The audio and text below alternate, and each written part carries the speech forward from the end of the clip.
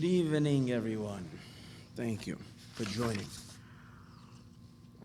Tonight we have something really special, and that is a discourse from the Mittel Rebbe. The Mittel Rebbe, Tzemach Tzedek, the third Chabad Rebbe, said about his father-in-law, the Mittel Rebbe, the son of Reb Shneur Zalman of Liadi, the author of the Tanya. This is the second Rebbe of Chabad. So the third Rebbe, his successor, said about his father-in-law, if you would cut his veins, blood wouldn't come out. Chassidus would come out. Someone mentioned to me today that someone asked the question, what does that mean? And the other person said, well, this is not someone just who said it. This is the Rebbe saying it. The Tzemach Tzedek says it. That means literally, if you'd cut his vein, Chassidus would come out. That's what's his life. He lived in a realm of pure divinity. His life was divine. He was one of those tzaddikim who was born and passed away on the same day of his birth, which says is only by perfect tzaddikim. And he's the Holy of Holies. And his Chassidus is, and it says that from the day of Reb Shimon Bar Yochai, there was no one who had such a histalko, such a passing like him. So, just an incredible. Now, what he did was that by every word that his father taught, the Mittel Rebbe turned that word into an entire big pail of water. From every word of the Alter Rebbe, the Mittel Rebbe made. So usually if you have a mimer, a discourse from the Alter Rebbe of Shneur Zalman of Liadi, which Bichlal, those that are not used to Chabad Torah, the Alter Rebbe says long drushim, and all other Chassidic masters give very short little insights. The Alter Rebbe gives long discourses. We usually learn his discourses on a Thursday night. We can learn it even if we're going pretty quick. We can learn it. It takes us 4 hours to finish. When you have a discourse of the Alter Rebbe that covers 2 pages, when his son repeats the mimer and adds his own commentary, it can be 70 pages, 80 pages. It's on and on and on. And the Mittel Rebbe would say Maimarim sometimes for 7-8 hours straight, 9 hours, 10 hours. Chassidim couldn't handle it. It was like turning on the faucet, and it would just non-end. He would have to say in the middle of the Maimah, shh, shh, shh, shh. And it was absolutely silent. No one was talking. You could hear a pin drop, and he was saying, shh, shh, shh. He had to quiet the current in his own mind that was just flowing so intense. He had to silence it, that it should calm down, because the intense flow, it was like endless. So usually we don't learn the Mittel Rebbe's Maimer because they're just simply too hard to learn, because it's just too long. This particular discourse, it's got 104 pages. And in order to learn it, we're going to have to dedicate 4 or 5 weeks to this Maimer. So why would I take and dedicate 4 or 5 weeks to one Maimer? Why not? That's the simple question. Simple answer. But we like to learn the Parsha because this Maimer is a very fundamental Maimer regarding Mashiach. And as you know, I'm crazy about Mashiach these days. So I push Mashiach wherever I can. That's my energy, that's my life force these days, and therefore we need to bring Mashiach into the world. The more we learn about it, the Rebbe says we make it happen, especially in the 3 weeks when we want to get rid of the exile. We have a constriction time of exile. We need to break it. Let's take on the challenge and learn a Maimer from the Mittel Rebbe where he explores the fundamentals of the coming of Mashiach. The Rebbe brings this discourse many times. And it has to do a lot with what I've been discussing in the last few weeks in my Monday night classes, for those who were listening. We spoke about the land of the 7 and the land of the 3. And that the land of the 3, that when we spoke about it this last week and a few weeks ago too, that when we entered Eretz Yisroel, the first time we only took the land of 7. In the current conquest, we're going to annex to the land of Israel another 3 countries. The lands of Edom, the lands of Ammon, and the land of Moav. Edom belongs to Esau, and Hashem is going to bring that and make that belong to the Jewish people. And Ammon and Moav are the two sons of Lot, our cousins. So God gave it to them for a few thousand years, but when the time of the Geula comes, that too is going to become Jewish land. This mimer is going to discuss at great length the significance of that division of 7 and the extra 3 that are coming, plus a whole lot of other goodies, and it's all Mashiach-tic. And I'm sure by the time we're done with this, we're going to have so much Mashiach light in our brains, we won't even know what to do with it. So here we are. I did not learn the entire discourse yet. I barely scratched the surface of reading. I learned maybe what I'm going to teach tonight, the first 20 pages. I learned. I should say that even that, I scratched the surface of what I learned. I didn't really learn it that well. Hopefully, as we learn it together, we'll gain the insight, the understanding. Hashem will enlighten our minds. Okay, here we are. Now, what's unique about this mimer, something else that's very unique about this mimer. This mimer, the Mittler Rebbe brings about this letter. In a letter that he writes, he makes reference to this mimer. And he says that he went and met the rabbi of Niklasburg. The rabbi of Niklasburg, his name was Reb Mordechai Bennett, one of the great, great scholars, great geniuses, Torah giants of his time.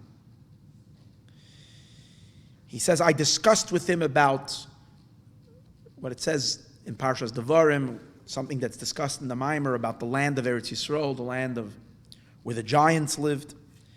And I also discussed with him about the end prophecies, end days, ends of Mashiach, Kates Mashiach. And he says it's quite possible that he means this Maimer. The other unique thing about this, again, that's Reb Mordechai Bennett. The Mittler Rebbe also said this Maimer in front of Rabbi Akiva Eger. Rabbi Akiva Eger is known as one of the greatest Talmudists in the last few hundred years. A genius of geniuses, greatest of scholars. And every yeshiva, everybody's always learning Rabbi Akiva Eger. Rabbi Akiva Eger is a question, it's like, well, everybody has respect. It's like on a different level. So the Mittler Rebbe met him. I don't know, I think he went somewhere for health reasons. He might have gone to some kind of a, they had mineral baths. The Mittler Rebbe went to a certain area. I think that's where he was. And over there, Rabbi Akiva Eger, I think, was also there. And he met him and there. And he said this mimer before him. It's astounding to me that the Rabbi Akiva Eger, if he said the whole mimer, then Rabbi Akiva Eger must have been listening to the Mittler Rebbe for 8 hours. And this is a mimer that takes at least 6 to 8 hours to say. Or unless we say that he gave a shorter version, I'm not sure. That's just astounding that this was the mimer. So let's learn it.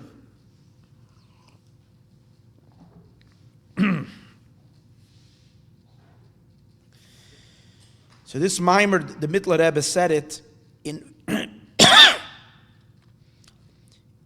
in the year Tov Kuf Pei Hey, which is 196 years ago. So it's the year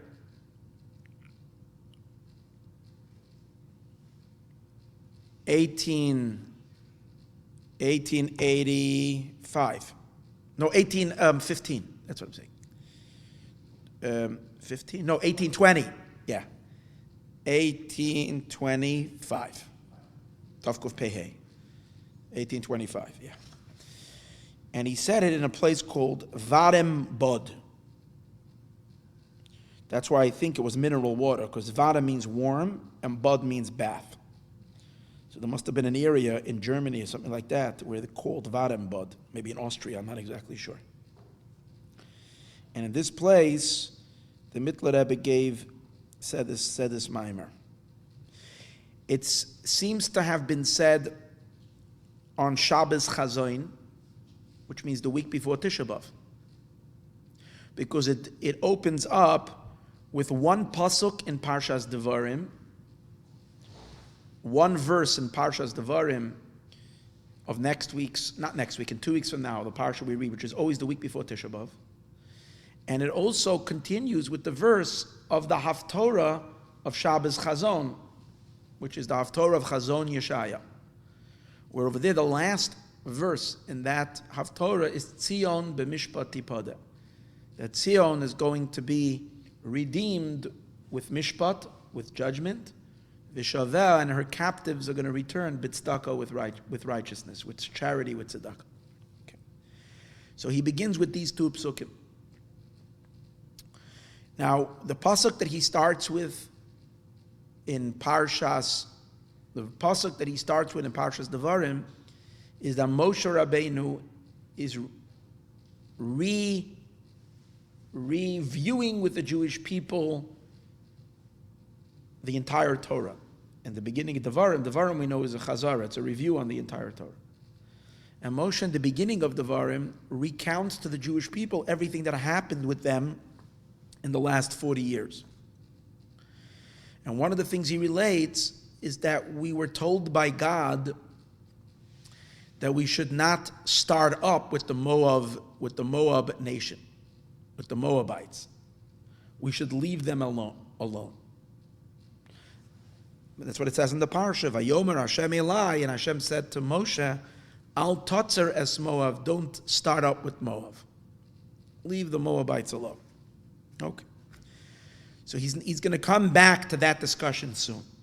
Why do we leave Moav? Because inherently we're soon going to see that in God's promise to Abraham, to Avram, that he's going to give the land of Israel to the Jewish people, Eretz Yisrael, included in that is the land of Moav. It's one of the 10 nations. God promised Avram 10 nations. But for the time being, Hashem says to Moshe, do not antagonize Moav. Leave them alone. That not only shouldn't you conquer them, you shouldn't even start up with them. So later he's going to talk about it. For those who want to follow, this mimer is printed in Sefer Admar Amtsai, in the book of Admar Amtsai, in Devarim, in the book of Devarim, Chelek Aleph. This is the book. So here we go. In Haftorah in Yeshaya. In Isaiah it says Tzion b'mishpat tipada, that Tzion, which is referring to Israel, Yerushalayim, Tzion is going to be redeemed b'mishpat, or Tzion can also mean the Jewish people. B'mishpat are going to be redeemed b'mishpat. B'mishpat means by studying Torah. Mishpat is law, by studying law. V'shaveha b'tzedakah, and her captives, those of Zion, they were taken into captivity, are going to return from captivity b'tzedakah, in the merit of the tzedakah that we give. Mashma mizeh implies from this the ein Yisroel negoldim elo b'tshuva ma'asim tovim. This seems to be saying that what? That Israel will not be redeemed unless we do tshuva, unless we do repentance, because it says b'mishpat tipada. We need to pay for our redemption. What's the payment? We need to learn a lot of Torah, and we need to do tzedakah, and that's how we're going to come back. So it implies that the Jewish people will not be redeemed unless they do tshuva and good deeds. Shenikra mishpat u'tzedakah kiyedua. Tshuva and tzedakah's mitzvahs, good deeds, and mishpat, I guess, in addition to Torah study, also means doing tshuva. Kiyedua, as it is known. That's what it would seem from this pasuk. And in truth, he says, Machloikasi beGemara the Sanhedrin. It's a matter of dispute in the Gemara tractate Sanhedrin. Perek Chelek, in the last chapter of tractate Sanhedrin.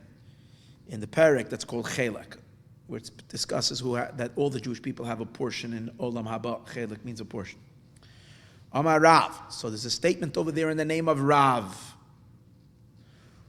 Rav says as follows: Kol akitzim ve'eina davar tolu elo b'tshuva. Rav makes a powerful statement. He says all of the end times that were predicted in the various different predictions in biblical tradition. There are certain end times. For instance, in Daniel talks about a specific time when Mashiach is supposed to come. So he says, all the kitzim, anybody that wanted to calculate any kind of an end time by which that time Mashiach has to come, Rav says, we've passed it already. These are dates that were like, they were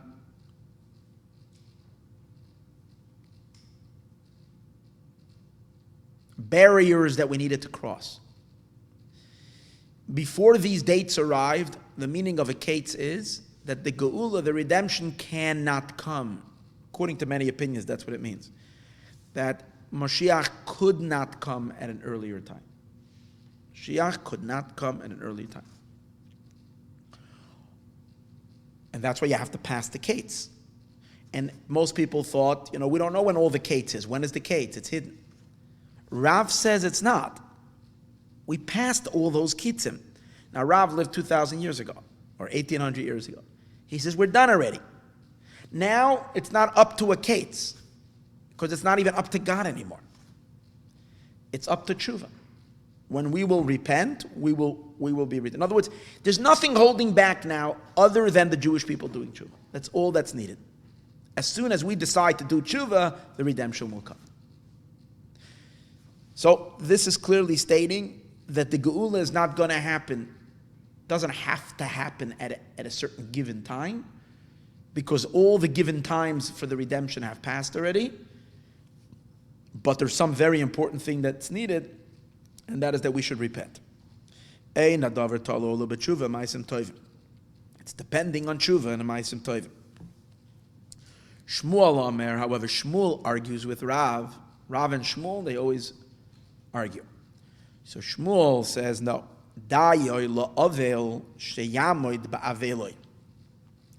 It is enough for the mourner that he stood in his mourning. Meaning the mourner did already his time. And therefore you can't expect the mourner to be in mourning forever. And therefore, the geula is not going to be dependent on the whims of the Jewish people, whether they will decide to do tshuva or not, because then, God forbid, it can go on and on and on and on and on and on, because that's one thing that God doesn't control, is our free choice. And therefore, God forbid, we can hypothetically think that the Mashiach might just not come, or if it's going to come, maybe who knows when. Shmuel says, no, it's enough that the mourner is to get up, it's enough time of mourning, and then the mourning is over. Who is he referring to that the mourner is standing in his suffering? Who is that referring to? So Rashi gives two interpretations. The first pirush Rashi says is, God is the one that's mourning. According to this pirush, I love what Shmuel is saying. Shmuel is saying, you know what? The redemption is not only about the Jewish people, it's about God as well. So if the Jews don't kratz themselves out, which means if we can't get our act together, what's it God's fault? God is suffering. Golus is a suffering for Hashem. He's a father. He's separated from his children. He can't stand it infinitely more than we can't stand it. So should God suffer forever just because we're distracted? And therefore, you can't say so. So for God's sake, the geula is going to have to come. In other words, Shmuel is saying, isn't there another party to this? There's someone else that's involved in this. It's not just about us. It's about Hashem too. How long is the mourner going to be in his mourning? It's not fair to put it only on us. It's not fair to Hashem.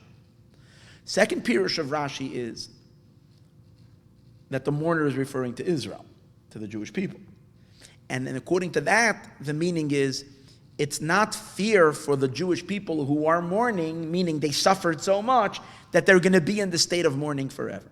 Therefore, even if for whatever reason they don't do tshuva, their suffering and their pain that they've gone through already paid for their crimes, already wiped away their sins. And therefore, after a certain amount of time, and after a certain measure of pains of exile, persecutions and pains and all the dark hardships that we've had in exile, even if we don't do tshuva, God is going to bring us back. That's Shmuel's opinion.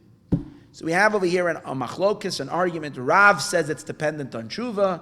Shmuel says it's not dependent on tshuva. Either for God's sake or for our sake, but it's not dependent on tshuva. Then the Gemara continues, Ketanoi.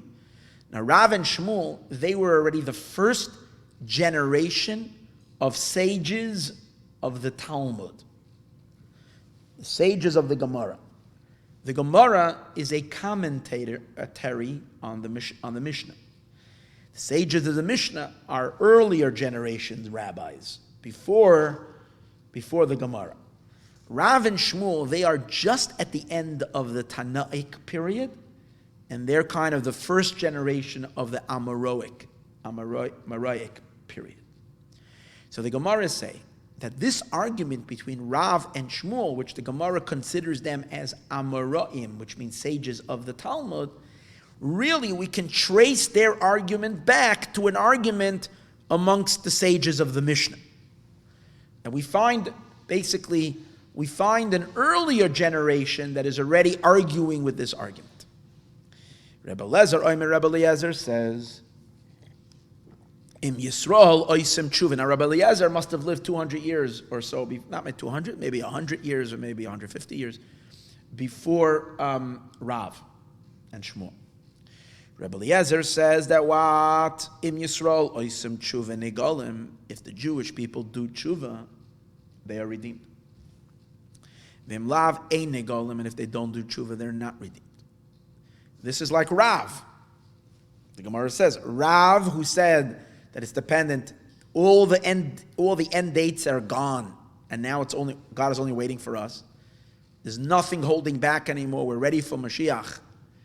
The only thing that we need is to do tshuva. So Rav is going to be the same like Rebbe Eliezer. Because Rebbe Eliezer says that what? If Jews do tshuva, they will be redeemed. If they don't do tshuva, they won't be redeemed. Rabbi Yeshua says, HaKadosh Baruch Hu Ma'amid Lahem Melech. The Eibishter is going to, if the Jewish people don't do tshuva, Rabbi Yeshua says, God can't wait forever. We can't allow the exile to go on and on. So what is God going to do? He's going to manipulate the situation and force us to do tshuva. By doing what? He's going to bring upon the Jewish people, God forbid, an anti-Semite like Haman, like Haman, who's going to bring, God forbid, a threat of annihilation to the Jewish people. And under such threat, the Jewish people are going to do tshuva. So, in other words, Rabbi Yeshua seems, again, the Gemara says that the argument between Rav and Shmuel in a later generation is the same argument like an earlier generation. That means Rav is like Rebbe Eliezer and Shmuel is like Rabbi Yeshua. But not exactly. Because Shmuel said that the mourner should not stay in his mourning forever. So he didn't give any conditions, Shmuel. Shmuel said even while the Jewish people are still sinning, they can be redeemed when the time comes. Rabbi Yeshua is not saying that. Rabbi Yeshua says, God is not going to wait for a voluntary tshuva, like Rebbe Eliezer. Rebbe Eliezer says it's voluntary. Listen here, it's up to you guys. You'll do it, meaning it's up to us. We'll do tshuva, the Eibishter will redeem. We won't do tshuva, God won't redeem us. Rabbi Yeshua is saying, no, the Geula has to come, but it requires tshuva. But if we don't do tshuva, we'll be forced to do tshuva. It'll be a compelled tshuva. So in a sense, the Mefarshim and the Gemara have a hard time reconciling why Shmuel comes out like Rabbi Yeshua. Really, it's in a sense, it's a third opinion, Rabbi Yeshua. It's a middle opinion. We had one opinion saying that it's dependent on the Jewish people and God is not going to interfere. And then therefore, Chas v'Sholom, it can go on and on and on until we volunteer to do tshuva without the Eibishter. Shmuel says there's a set time. Finished. The mourner has a certain time of mourning and then finito, over. And then there's like a third opinion, which is Rabbi Yeshua over here. He says we need tshuva, but it could be that the tshuva is going to be forced upon us. Okay. Anyways, I'm not going to get into how the commentaries reconcile how Shmuel and Rabbi Yeshua can work together. But in any case, let's continue. Tanya Idach. Then the Gemara continues in the Medrash, not in the Medrash, in the Gemara, Masechta Sanhedrin, Daf Tzadik Zayin. The Gemara continues, and the Gemara brings a more elaborate version of the argument between Rabbi Eliezer and Rabbi Yeshua, where each one of them is bringing various different verses to prove their opinion, that they're right. Rabbi Eliezer, I remember Yisroel, Lois and Tshuva Negolim, if the Jewish people do Tshuva, they'll be redeemed. Shenemar, it says in the Pasuk, Shuvu banim shoivavim, return to me my wayward children. So obviously God is saying, and then it says, Erpa, I will heal you. Erpa, I will heal you. So the healing is the redemption. So you see, God is saying, you do tshuva and I will heal your wounds. That means we must pay the bill first. We have to do tshuva and then he'll heal our wounds. Rabbi Yeshua says to Rabbi Eliezer, what are you talking about? We have to pay for the redemption. Rabbi Yeshua says, it says in the verse, Chinam nimkartem, for free, in vain, for free meaning for nothing you were sold. You were sold into slavery, into exile, for something of foolishness, for something that's meaningless. That's called chinam, for without any substance. Mepharshim say that means you served idols, and idols are meaningless. So you went after something so stupid, so silly, so meaningless. And therefore, v'loi bekesev tigolu, and so your redemption will not be charged. It's not with money that you will be redeemed. What that means is, money in this case means you won't have to pay. What's the payment? Tshuva and ma'asim tovim. So we went to exile. I wouldn't call it for no reason, because there was a reason. But it's, in the ultimate scheme of things, the idols are nothing. Therefore, you will come back for nothing as well. You just have to do your time. So that's how he proves it from that verse. And then it goes back and forth. Each one, it goes I think the Gemara gives about 3 or 4 more arguments back and forth, each one bringing different verses. Acha Amalai Rabbi Yeshua, till Rabbi Yeshua brings a final verse. It's a pasuk in Daniel. I heard the man, Lavush Habadim, the one who's dressed, Habadim in, I think it's silk clothing. I think that was the angel Gabriel, that he's standing on top of the waters of the river. And it says over there, I forgot, he proves something from the pasuk. It says, and from there you can see that the redemption is not going to be, the redemption must come, and it's not dependent on our tshuva. And here is the nice moment. V'shasak Rabbi Eliezer was silent. He conceded. So who won the argument? Rabbi Yeshua won the argument. What's Rabbi Yeshua's argument? It's not dependent on our tshuva. Rabbi Yeshua won the argument. It's not dependent on our tshuva. The redemption must come. The geula must come. When? We don't know. But it has to come. Whether we do tshuva, whether we don't do tshuva. The commentators all ask the question, how come the Rambam paskins? Rambam in Maimonides says, Ein Yisroel Negolim elo b'tshuva. The Jewish people will not be redeemed only with tshuva. From the Gemara, it seems to imply Rabbi Eliezer, who is of that opinion, conceded to Rabbi Yeshua that you don't have to do tshuva. How does it? So the Farshim want to deal with this. I think the Satmar Rebbe, I saw this in Art Scroll today. I was looking at the Gemara. So I think the Satmar Rebbe says that what the Rambam means, Ein Yisroel Negolim elo b'tshuva, means the tshuva that Mashiach is going to make them do. That's already after the Geula. In other words, of course, once Mashiach comes, we're all going to be doing tshuva. All the Jewish people are going to return to observance. Everybody's doing tshuva. But it doesn't need a precondition. I think it's a little hard to read that in the Rambam. The Rambam is mashma that the tshuva is required before. There's a discussion about it. Mashma shahoidel Rabbi Yeshua shemezem mochach from this it implies, we turned over the page. So for those that are worried that we have 20 pages, first of all, it's not 20 of these, it's 20 columns. We turned over the first. From here it implies sheyesh kates ledavar, that seems to be an end to the matter. It has to end. Even though the Jewish people will not do tshuva and good deeds, even if God forbid we don't do the tshuva and the ma'asim tovim. Now he says the Mittler Rebbe supports this. Another teaching of Rabbi Yochanan. Rabbi Yochanan says also in Tractate Sanhedrin, Ein she'ein ben David ba, that Mashiach will not come ella bedor shekuloi zakai. Rabbi Yochanan makes a strange statement. He says Mashiach's coming is going to be only in an extreme scenario. A very mellow situation will not bring Mashiach. Only when things are going to be extreme. Either the generation is going to be extremely good, or the generation is going to be extremely bad. Either way. When things are kind of in the middle, Mashiach is not coming. Either everything will swing to the side of merit, or the entire world will swing to the side of guilt. If it swings to the side of merit, we can understand why Mashiach should come, because the world deserves it. If it swings to the side of the negative, obviously it's because God cannot leave it this way, and He has to save His world. So Mashiach then will come to save the world from the brink of destruction. God can't destroy the world again because He already promised a flood. He won't bring the flood. He won't destroy the world again.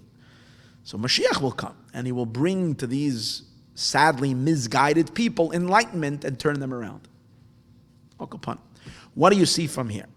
That it's not dependent on tshuva, because he says there is a possibility that Mashiach should come if we didn't do tshuva and we're in a state of chayov. Let's read it inside. She'ein ben David ba'el b'darsha kulei zakai, a generation that's only zakai, and it's all innocent. She'oisim tshuva ma'asim tovim k'Rebbe Eliezer, that do tshuva and good deeds like Rebbe Eliezer. She'nemar, as it says, va'amech kulam tzadikim, that your nation is all tzadikim. Oy b'darsha kulei chayiv, or in a generation where everybody is guilty.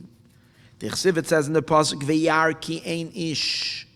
He saw there's no man, there's nobody there. There's nobody there. Uksivin, it says in the pasuk, lamani ese. God says, for my sake I will do it. Even if no one deserves it, but for me, I'm suffering. For my sake, for my honor, I will do it.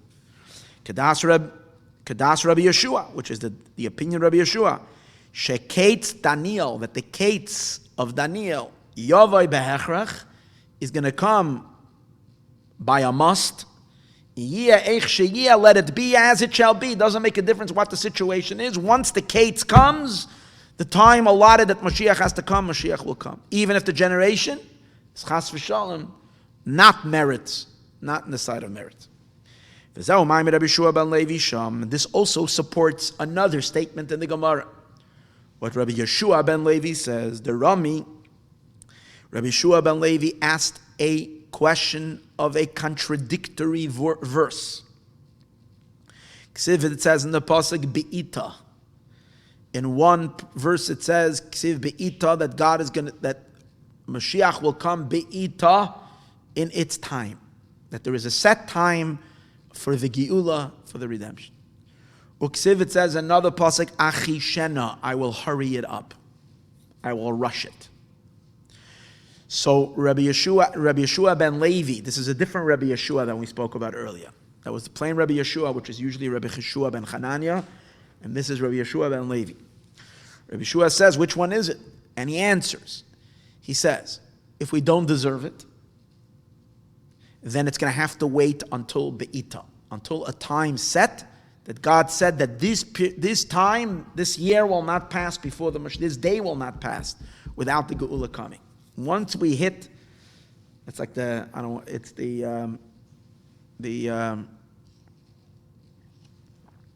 what's a good word for it? I don't want to use the word deadline. The Rebbe didn't like the word deadline. Due date. That's what the Rebbe said. The Rebbe said whenever The Rebbe used to correct. If someone wrote the deadline, the Rebbe wrote due date. So there is a due date. The Mashiach must come. It's like a woman. Why? Think about it. Now that we're using the word due date, it makes sense because Golus, in many places we learned, is like a pregnancy. Now, the baby can sit in there, but at a certain point, the baby's coming out. It's not going to sit in there forever. When the due date comes, the baby's going to come out. The Geula is going to come. That's if Chas v'Shalom we don't deserve it. If we do deserve it, be'ita, achishena, then it's going to be hastened. It's going to be rushed up. It's going to come before it can come anytime if we hasten it through extra good deeds. So that's what Rabbi Yeshua said. Zacha, that's like a baby that's being induced. They induce the birth. They can induce the birth earlier. Zachu b'tshuva ma'asem tovim. If we merit through what? Through tshuva and good deeds, achishena, then Hashem is going to make it swifter. Koidem zman haketz, as the Mittler Rebbe is explaining, before the time of the end time. Lo zachu, if we don't merit, be'ita, it's going to happen in its time. Be'esa ketz, at the end of time, af b'li tshuva, even without tshuva. Rabbi Yeshua, like Rabbi Yeshua. Fine. Good. Till here, the Mittler Rebbe brought us a whole, basically, he summarized what it says in Masechta Sanhedrin. He seems to be accepting the opinion of Rabbi Yeshua that there is an end date that the Geula must come. But now he's going to ask a couple of questions on on both opinions. Number one, why is Rabbi Eliezer emphasizing Im Yisroel oisem tshuva miyad nigolim? Rabbi Eliezer doesn't say good deeds. Rabbi Eliezer says tshuva. It's interesting. That means, people always say, what's going to be with the Jewish people? What's going to be with the Jewish people? Like so many non-observant. Tshuva. Tshuva is taking place in the heart. A moment of regret. A moment of feeling I should be more Jewish. A moment of identifying with the Jewish people. That can happen any second. The Rebbe, by the way, kept on saying again and again and again that the Jewish people did tshuva already. We're done with that. We don't even have that anymore. The Rebbe says the reason Mashiach is not here now, the Geula is not here now, is something that is loy, muvan, klal, uklal. Such a statement. The Rebbe says in the time of the Gemara already, Rav says, kolu kol akitzin ve'ein adavar tolu elo b'tshuva. That the kitzim are gone. What's left? Only tshuva. The Rebbe says, bevadai, by now, we did tshuva already. And we did the entire tshuva. Why Mashiach isn't here now? The Rebbe says, it's a davar loy muvan. It's not understood. And if he says it's not understood, means it's not understood. It's incomprehensible.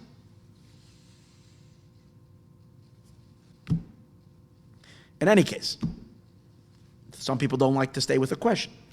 It's an unanswered question. One thing is for sure, there's no obstacle now. Every second it should happen. It should have happened a second ago.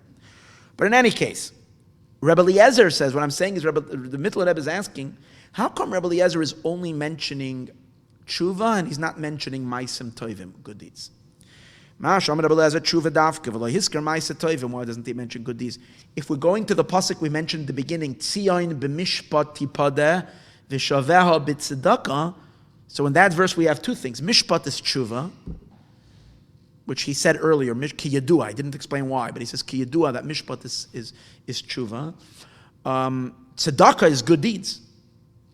Okay, but interesting, Rabbi Eliezer does not mention good deeds. V'oid, another question. Da'aloi. It says in the pasuk, v'hasiroisi es leva even, I will remove the stone heart mipsarchem from your flesh. V'esruchi etain, and a spirit I will give into you. Hashem says, I will imbue in the Jewish people an awakening, a spirit of holiness, a spirit of tshuva. V'asisi, and I will do es asher b'chukoisai teilechu, that which you will go in my ways. So it says clearly, together we will do tshuva, and what else? We will go in his statutes. We will do his mitzvahs. So it mentions both. How come Rabbi Eliezer is not speaking of both? I'll be patched this on the simple level. I might answer again. That l'chura, this pasuk seems to be talking after Mashiach comes. Hashem will already remove the heart. The Yetzer Hara will dissipate, will go away. And then we're all going to turn to observance. Similar to what I mentioned earlier from the Satmar Rebbe, that the tshuva that the Rambam is talking about is post-Mashiach. Maybe what Rabbi Eliezer is talking about, that we only need tshuva, is before Mashiach. But Akaponim, that's the question that he seems to be saying over here. The Gamash of Rabbi Yeshua. Now, that's the question on Rabbi Eliezer. How come Rabbi Eliezer, who holds that that Mashiach is dependent on us, how come he omitted good deeds, observance? Now he asks a question on Rabbi Yeshua. Rabbi Yeshua is the one of the opinion. It says, without tshuva will we be redeemed.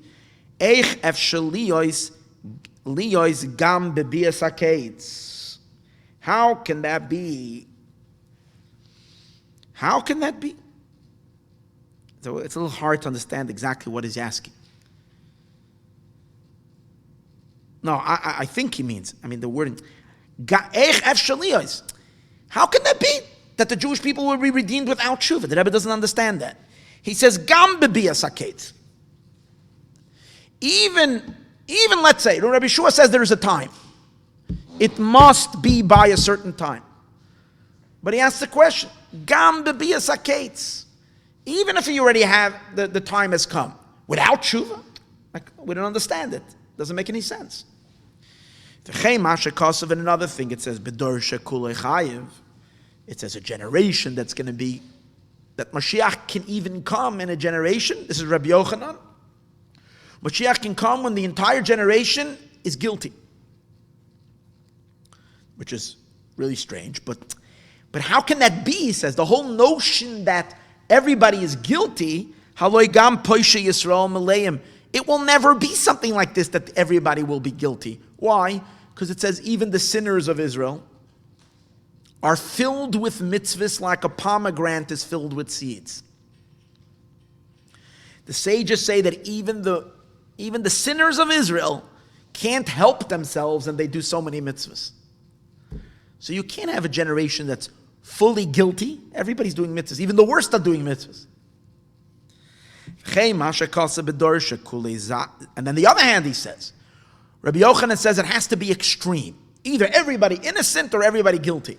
Hold it. How can it be that everybody's innocent? Innocent meaning completely innocent. We know that you don't even have, the pasuk says there isn't even one tzaddik that is perfect. Everybody has some kind of a defect. Ain't tzaddik ba'avagamish because b'dashukul zakai. Ef shaliyos, that can't even be. Ki ain't tzaddik ba'aretz. There isn't a tzaddik in the world, asher yaset tov, that does only good. Chulu he brings, but the Gemara says the pasuk v'lo yechta, and doesn't. Chassidus says doesn't mean sin. That is not lacking in something. Chet can mean lacking. That there isn't anybody who fulfilled everything to the perfect, without even one thing missing. Let alone everybody. We're saying kuloi zakai, everybody. How's that possible? We also need to understand our Pirush HaPashut. Now the last thing we mentioned was that the two psukim of Ita and Achishena. Be'ita means in its time, and Achishena means rushed. So the Rebbe asked Shem Beis Hafechim, these are two opposites. The Be'ita hu bizman hamugbal. Be'ita means a set time. Ita, it's time. V'im kein eich oimer, how does he say? The Be'ita dafka achishena. Because the pasuk says, Ani Hashem. These are not two verses, it's one pasuk. And not only one verse, it's two words consecutive, one next to the other. What does it say? Ani Hashem, I God, Be'ita, in its time, achishena, I will hasten it. So the Rebbe is asking, that doesn't make any sense. If it's in its time, it means it's a set time. It's not hastened, it's not coming earlier. If it's hastened, then it's not in a set time. It can be moved. The be'ita dafka, ve'imken eich oimed, the be'ita dafka, then in its time, achishena, I will move it. The mashmash hu koydem azman, that it implies that it's before its time. Itam implies that it's at a time. And achishena means before its time. However, the Mittel Rebbe wants to suggest that there's three oifanim. There's three ways in this idea of be'ita and achishena. Aleph, the first way is kashe zachu, if we merit, preferable, if we merit. Then what does achishena mean? It's going to be purely achishena. What does achishena mean? The geula comes before its time on the second page that we're holding up. We're holding Dav Gimel, on the top of Dav Gimel. Gimel Oifanim, Echad, number one, the kashe zachu, when we merit the achishena, koidem azman. Then the geula is going to come earlier, before its time. How? Al yedei tshuva ma'asim tovim. Through the tshuva and the good deeds that we do, achishena, we don't have to wait for be'ita. It's gonna come earlier. Kedash Rebbe Eliezer, that's the opinion of Rebbe Eliezer. Vahabeis, the other option is be'ita. And be'ita means in its time, and will, God forbid, have to wait it out until the end time. Vahabeis, which by the way, we've passed that already. We're now in the time. The Chol Adeyas. Vahabeis, and the other one is Lo Yizachu, if we weren't Zaycha, be'ita dafka. Then it's going to come only in its time. Rabbi Yeshua, like Rabbi Yeshua says, that there is a set time. V'hagimel, and what's the third opinion? What's the third way Mashiach, not third opinion, the third way it can come, is both be'ita achishena. What does that mean? Lo yizachu, if we don't merit, so we can't make it purely achishena. We can't hasten it. So instead it's going to be be'ita in its time. Be'ita achishena. Tahainu. Sheyachish v'yemaher lizman haketz. The geula can only come in the time, in a set time, but God will move that time forward. Time itself will move. You hear a strange thing? That the be'ita time, the time that's supposed to be be'ita, will leap forward to an earlier time. So it will be in its time, but the time came early.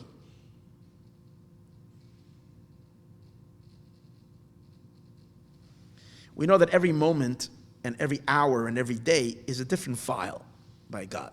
These are all files. These are units that are in.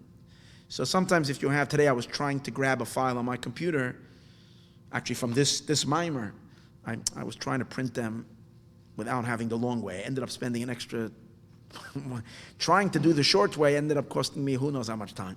And I didn't end up doing it that way, and I went back to the other way. But whatever, narishkeit. But while I was trying to set it up on my computer, I was trying to pull one page was out of place, and I was trying to put it.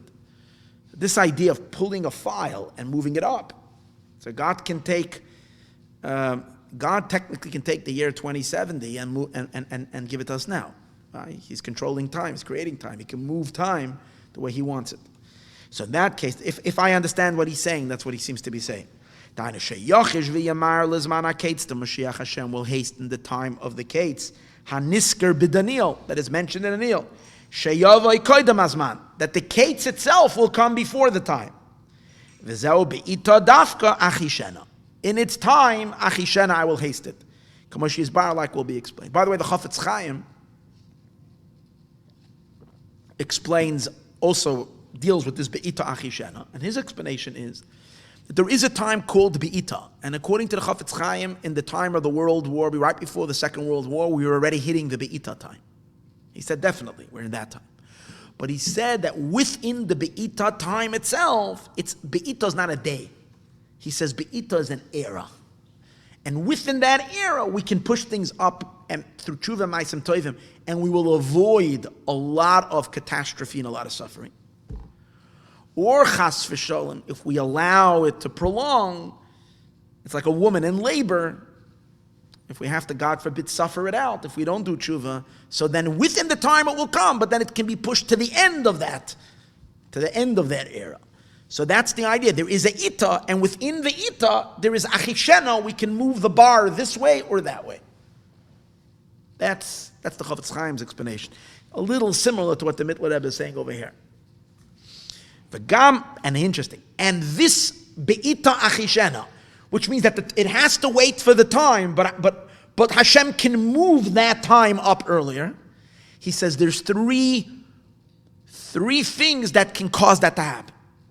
That itself, the be'ita achishena, can happen in three different ways. Ba be'gimel oifanim, it can come in three oifanim. Aleph, al yedei yisoiris tshuva mol ma'ila davka. Through an arousal of tshuva coming from above. Why is he saying coming from above? Maybe from us. Nah. Because if it was coming from us, then we would have be'ita. Then it would have been just pure be'ita. It would have been in the right time. Now we're talking that we missed the be'ita. I'm sorry. I made a mistake. If we would do tshuva on our own, it would be achishena. It would come early. The fact that we did not do tshuva on our own, we're left to be'ita. We're left with waiting until the right time. But within the be'ita, we're going to have an achishana, that Hashem is going to move that be'ita forward. That will come through an inspiration of tshuva, which God is inspiring us to do tshuva, and therefore it will come earlier. Or, v'habeis, the second one, gam beloy tshuva. It's possible that without tshuva, al yedei yesurei hagolus v'atzaris, God forbid the Jewish people, because of the suffering and pain of Golus, that itself will push the Geula earlier. It will uproot the time. What does that mean? It will uproot the time and move the time quicker to an earlier time. Like a Holocaust, for instance. Who knows how it moved? We're still sitting in Golus, which doesn't make any sense. But something like that. We shouldn't have to come on to something like that. But I'm saying a real suffering of the Jewish people pushes this man. So that's the second. Again, first one is through tshuva, that we can be zoiche. Here's what we're going to be zoiche. Here's the depth of it. We're going to be zoiche that even though we were not zoiche, we should be zoiche in the not zoiche to make it faster. How is that? In one of three ways. Either we can be zoiche because we're doing tshuva because God inspired us to do tshuva. Or it can happen because of the pain and suffering of the exile. That itself will justify that Hashem should move it.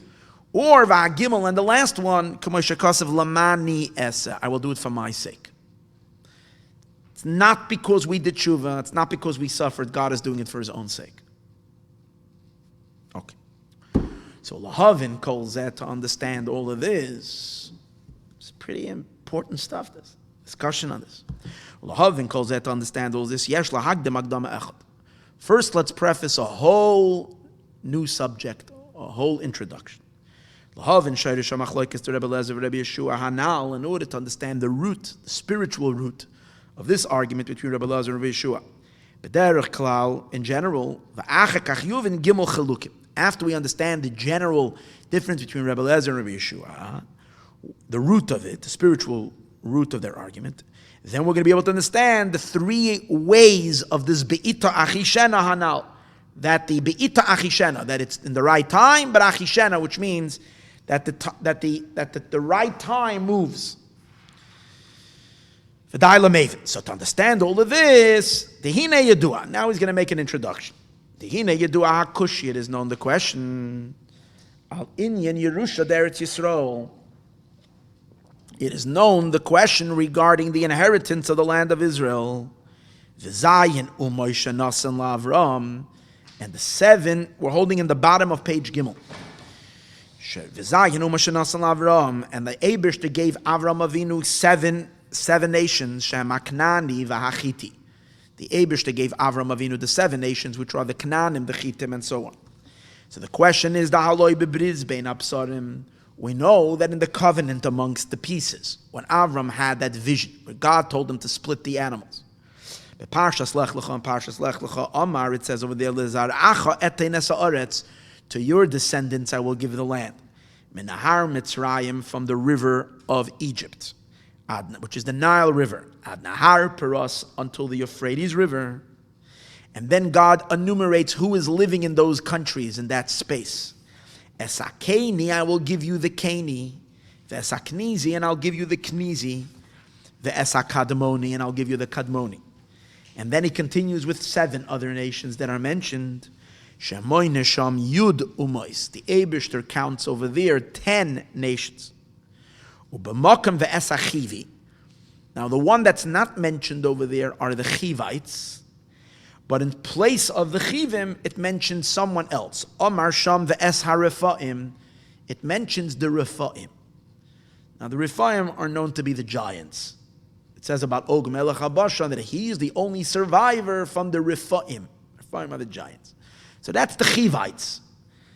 And so in other places, it refers to them as the Chivi.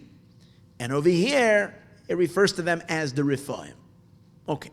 But the main idea is that God promises Avram a land of 10 nations. However, in the literal sense, the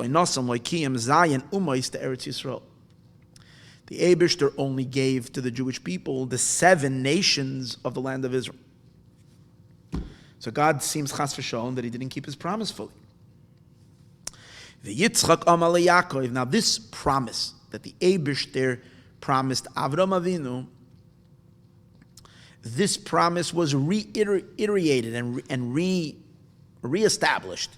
It wasn't only to Avram, because Yitzchak blesses and benches his son Yaakov. Because you might argue, at least I think what he means is, why does he have to say this? Because you might argue, one of the countries that we're talking about over here, Keni, Knizi, and Kadmoni, one of these countries is the land of Edom. So the land of Edom went to Esau. Edom is Esau. So you can say that even though God gave the Jewish people the land of 7, but he gave Esau one of those countries. And Esau is a descendant of Avram. So Avram did get the land of 10. You can even take it a step further. The other 2 lands are Ammon and Moav. Ammon and Moav are not Avram's descendants, but they're Avram's nephew. It's Lot's children. So there's also an Indian of Yerusha there. It's family. It's staying in the family. The Ammonim and the Moavim are from Avram's family. So really, all 3 of them were given to who? To Avram. So what's the complaint? We didn't get all 10? We did. Well, 3 of them were sharing with our cousins and distant cousins. But it still went to Avram. That's why he says that what? Could be, I'm just thinking. That's why the Mittler Rebbe is adding. No. If Yitzchak Amal Yaakov, Yitzchak tells Yaakov, V'kel Shakai, and Kel Shakai, which is referring to Hashem. Yiten Lecha will give to you as Birkas Avraham, the blessing of Avram. What's the blessing of Avram? The land. Shehu Eretz Yisroel, which is Eretz Yisroel, Sheheftiach Loi, which he be promised him, Gam Esakeni. Since he's promising it to Yaakov, Yaakov is not the father of Edom. Yaakov is split. Esau went one way, Yaakov goes the other way. He's promising it to Yaakov and his descendants. So Esau is not included. And for sure not Ammon and Moav. They're a generation even earlier. They're only related to Avram. So they're not an inheritor of Yaakov. And Yitzchak over here is giving over God's promise to Avram, to Yaakov. Or Mashiach. And this that it says Ve'esa Rephaim. It says, and the Rephaim. Shehein ha'anokim. Now again, as I mentioned earlier, one of the 7 that are mentioned, it's mentioned 10. But the one of those that are mentioned instead of the Chivim, I'm calling them one of the 7 because it's not part of the Keni, Knizi, Kadmoni. Then there's another 7. One of them is Rephaim. So who are they from? They're the giants. Sheyashvu tchila be'eretz Ammon and Moav. They sat first in the land of Ammon and Moav. Kamosha Kasab Pashas Devarim. Shenikra Eretz Rephaim. It's called the land of the Rephaim. Lo nasan lahem Moshe. Moshe did not give it to them. Ki Amar, because he said, Lebnei loit nasati. Kamosha Yizbar. In other words, you might want to argue and say that what? That the Jewish people did get. That's what he wants over here. Like, what is he trying to say? Lands of the giant Eretz Rephaim. Either it's part of his question. I'm saying again, I didn't understand this when I was reading it. Maybe it's part of his question. Maybe he's saying that even from the 7, the land of the Rephaim, which is one of them, the Rephaim lived in Ammon and Moav's land, as it says Beferish. I'm going to read the pasuk in Parshas Devarim. The Rephaim were living there in the lands of Ammon and Moab, and that Moshe did not give to the Jewish people. He tells them, God says, don't leave that alone. So does he mean to ask, we didn't even get the full 7? Does he mean that? I'm not exactly sure what he means with this last knetch over here.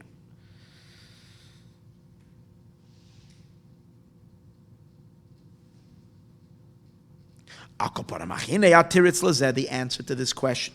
But still, the main question is, there's a promise, I will give the land of 10, and we didn't get it. Bekitzer is as follows. This is taka what you find. If you look in Yecheskel, you see an astonishing thing. Perek Mem Zayin. It's interesting, I spoke about this mamash on Monday. When you look in Perek, in Yecheskel, Perek Mem Zayin, over there, he discusses the borders of Eretz Yisrael after Mashiach. No, the future borders of the land of Israel. And we see that those borders are very different than the ones that are mentioned next week's Torah portion in Matos and Masai. 2 complete different borders. There's Matos and Masai, and there's Yecheskel. How can it be? Talking about what the borders of Eretz Yisrael. The answer is, there's Eretz Yisrael of the past, and there's Eretz Yisrael of the future. The future Eretz Yisrael is what Yecheskel saw. Moshe Rabbeinu's Eretz Yisrael is what Yeshua was the first time we entered Eretz Yisrael. The land that we were going in the end is taka much larger, and it includes the lands of these 3 nations, Ammon and Moav and Edom. So the promise that the Eibishter gave Avram Avinu was the promise that was going to, that you're right, it didn't materialize back then, but it's going to materialize Be'ezus Hashem, B'kar of Mamish, any day. Regarding the boundaries of Eretz Yisrael of the future. Like it says, to the northern side. From the Great Sea, the Mediterranean. And you see over there, these are different borderlines that the early ones, who is Moshe and Yeshua, did not delineate these borders. In the borders of the land at all. When La'asad Lavi will be given to the Jewish people. Also, like it says, Ki Yarchiv, the pasuk in Rashi hints to it. It says in the pasuk, Ki Yarchiv Hashem es Gevulcha. There's a pasuk in Parshas Kiseitze, I think, or in Shoftim, where it says that God will broaden your land. And Rashi says it means in the days of Mashiach, when we will be given the extra 3 countries. So that's Kimavua b'Parshas Lech Lecha. That's taka the promise of Parshas Lech Lecha. Like it says beferish, Haftachasei leYaakov, that Hashem made a promise to Yaakov. Ufaratzta Yamav Tzafayna Vanegba. Right? The Chabad national anthem of the 70s. Ufaratzta, you will break the boundaries. What do you mean? Which boundaries? The holy boundaries of Eretz Yisrael. North, south, east, and west, which are boundaries that Moshe Rabbeinu made. You will break those boundaries. The truth is, ultimately, it won't only be the conquest of the 3 nations. It will be the conquest of the entire world. We will break all boundaries. But that's going to happen only in the 7th millennium. That's going to happen next stage. So it seems the Rebbe is saying there's 2 stages. There's Eretz Yisrael of the past. That's stage number 1. Stage number 2 is going to be in the days of Mashiach, when we're going to have conquest of the 3 lands, Edom, Moav, Ammon, and Moav. And then there is a future state where Asida Eretz Yisrael shetispashet b'chol ha'aratzos, that the land of Israel will cover the entire globe. As it says, it will go forth to all 4 directions, beli shiur klal, without any limitation at all. V'nikra nachla, and therefore it's called an inheritance, beli mitzarim, a lot without meitzars, without any borders, a land without borders. Kamaimer, as it says, I see the Eretz Yisrael shetispashet b'chol ha'olam kulei, that Eretz Yisrael in the future is going to expand on the entire world. V'al ken yishtana hagvulim the Eretz Yisrael memela la'asad lavi. So the boundaries will change. What he means over here is not referring to the last thing he just said, because the last thing he just said is there's no boundaries at all. He's talking about in the second stage, when Eretz Yisrael will include within it the land of the 3, the borders will change, and those are the borders mentioned in Sefer Yecheskel. Umois, and the promise that the Eibishter promised Avram Avinu to have also these three nations. This is going to be in the future. V'loi achshav, it didn't happen yet. V'dai lameivin, it is enough to those that understand. But what's the reason for this? The Mittler Rebbe continues. And now he's going to start bringing in the Chassidus, the Kabbalah, and the Chassidus into all of this. What is the reason that God gave us a piece of land? Why is God giving us land in the first place? In other words, to understand the reason why we get it in increments. First the land of 7, and only in the future we will get the land of 10. So the Rebbe says, because the reason the Eibishter gave us a matana Yerusha of Eretz Yisrael to the Jewish people, Davke, Kamosha Kasev and Nosan Artsam. He gave their lands. God gave us a Gentile land. And to make it Eretz Yisrael. It's inherent to Eretz Yisrael. This is something that we have to appreciate. It really doesn't make any sense why that parcel of land is the most disputed parcel of land in the entire world, most disputed real estate in all time, from all of history. And but you see something very interesting. You see that for some reason this is at the heart of humanity, and it pokes people in such a deep place. Eretz Yisrael. Either they very, very are excited about the land of Israel. You have millions and hundreds and hundreds of millions of Christians in the United States, in Brazil, in places like this, South America. Millions that are dying to see the land of Israel built up and a Jewish land. They dream about it. They talk about it. They're passionate. Sometimes you hear some of these pastors, John Hagee and others. I get inspired. Listen, I shouldn't say listen to pastors. Okay. My father sends me. He gets all excited. He says, listen to John Hagee. Right? Anyways, you know why I get excited? Because they are proud of the prophecies. They're not afraid to speak to the whole world about prophecy. And they speak so strongly about Jews are so uncomfortable. It's amazing. It's our prophecies, and we're uncomfortable. We hide beneath the table. And they speak as a... In any case, so that's on the one hand. On the other hand, you have millions of people, hundreds of millions, that their biggest problem that doesn't let them sleep at night is the plight of the Palestinians. And the Jews are doing genocide. Just today, Omar wanted to compare the boycott, just like they boycotted Nazi Germany. You hear that? Just like they boycotted Nazi Germany. So now Israel should also be boycotted. How can we be in America that doesn't allow boycotts? It should be illegal to boycott. How do people think that way? It's because, you see, that the Indian of Eretz Yisrael belonging to the Jewish people just doesn't feel right. Either you love it, because you believe in God's word, or you hate it more than anything else. Why do you hate it so much? Because the truth is that every country, every people has their land, and it's their land. The Chinese have China. That's their land. God created China for the Chinese. Hashem created Poland for the Polish. He created Venezuela for the Venezuelans. They're not doing so well now. But still, he gave them, that's their land. These lands are theirs, it belongs to them. Okay, conquest here, but each nation has its place. The land of Israel is the land of the nations. Rashi says it beferish in the first Rashi. Nosno lahem. The Eibishter says to Moshe, I will give you as Eretz HaKnani Achiti Amori. It is the land of the Canaanim. It is the land of the Chitim. It's their land. Because the whole purpose is that God wants us to make a non-Jewish land Jewish. So he gave us a land that is a non-Jewish land. Now, God, because he created the world, has a right to give to a certain people a land that belongs to someone else because he created it. Because he's the boss. So he can do it. Now, why does God want that? Because by us taking a Gentile land and making it Jewish, making it receptive of God and responding to Hashem, we're changing the crust of the world and making it godly, the substance of the world and making it holy, and thereby we change all of humanity and make them all, peel away all the klipa and make all of humanity into kalim for godliness. Because the land of the seven, these seven are the root of the 70 nations.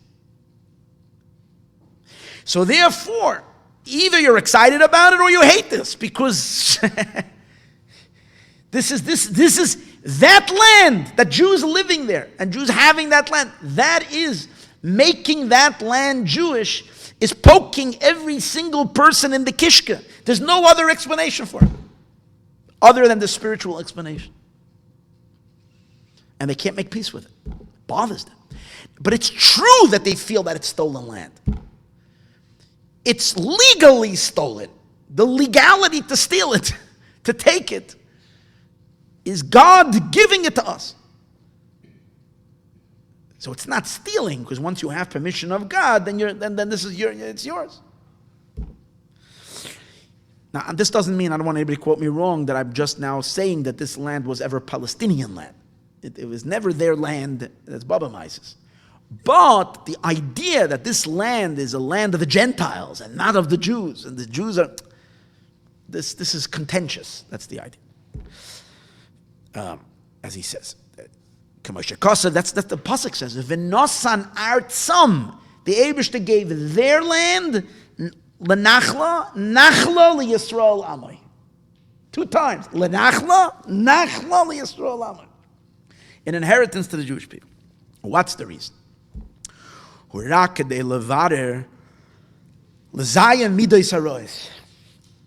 Yisrael is the heart of the world. What's inside the heart? The emotions. 7 emotions. So the land of Israel has the blood of the entire world. It has the excitement of all of humanity. Literally, it's the heart that pumps life to the entire world. Geographically, that's the heart. And since it's the heart, it has the emotions, 7 emotions. So our job is to refine the 7 emotions, turn them around and make them godly. That all passion and all fervor and all energy is in the service of Hashem. And if we have to begin, we start with 7 unholy emotions, and that's why Eretz Yisrael is a land of 7 unholy nations. Not only holy, but the worst corrupted people lived in the land of Israel. Rashi says that where the Jews come from and where the Jews go is always the worst place. They come from the most corrupted land, the land of Egypt, and the land of Canaan is the most, the pasuk says, like Kamaisa Eretz Mitzrayim, that I took you out from, Kamaisa Eretz Canaan, that I'm bringing you, don't learn from their ways. That's it. The purpose is Kedei Levader, in order to purify Zion, Midos Arois. The 7 impure midos, 7 negative emotions. The Klipas Noga of the Klipa. Klipas Noga is it's called the shell of Noga, which is that element of the world that is repairable, but at this point is not holy. It's Klipa. Shenoflu Sham. Now, how did these midos get over there? Because they have fallen. Where do they come from? Why is it so important to fix it? Because they're really coming from a very holy place. Mezayin, Malkin, Kadmoin, Debchenas Toyu. They come from the 7 ancient kings, from the world of Toyu, which, as we discussed many times, in order for God to bring about a world that He has brought about now, which is a world where there's free choice, and we can choose to do good, there has to be an option for the opposite of good. In order for that to exist, God, how can a perfectly holy, good God that doesn't have one cell, one iota of imperfection or negativity inside of him, how can a world where evil come from?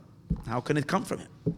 The answer is that creation was not created through a direct line, through an uninterrupted line. There was a massive interruption in the process of creation. And what was that interruption? That interruption was the explosion of the world of Tohu.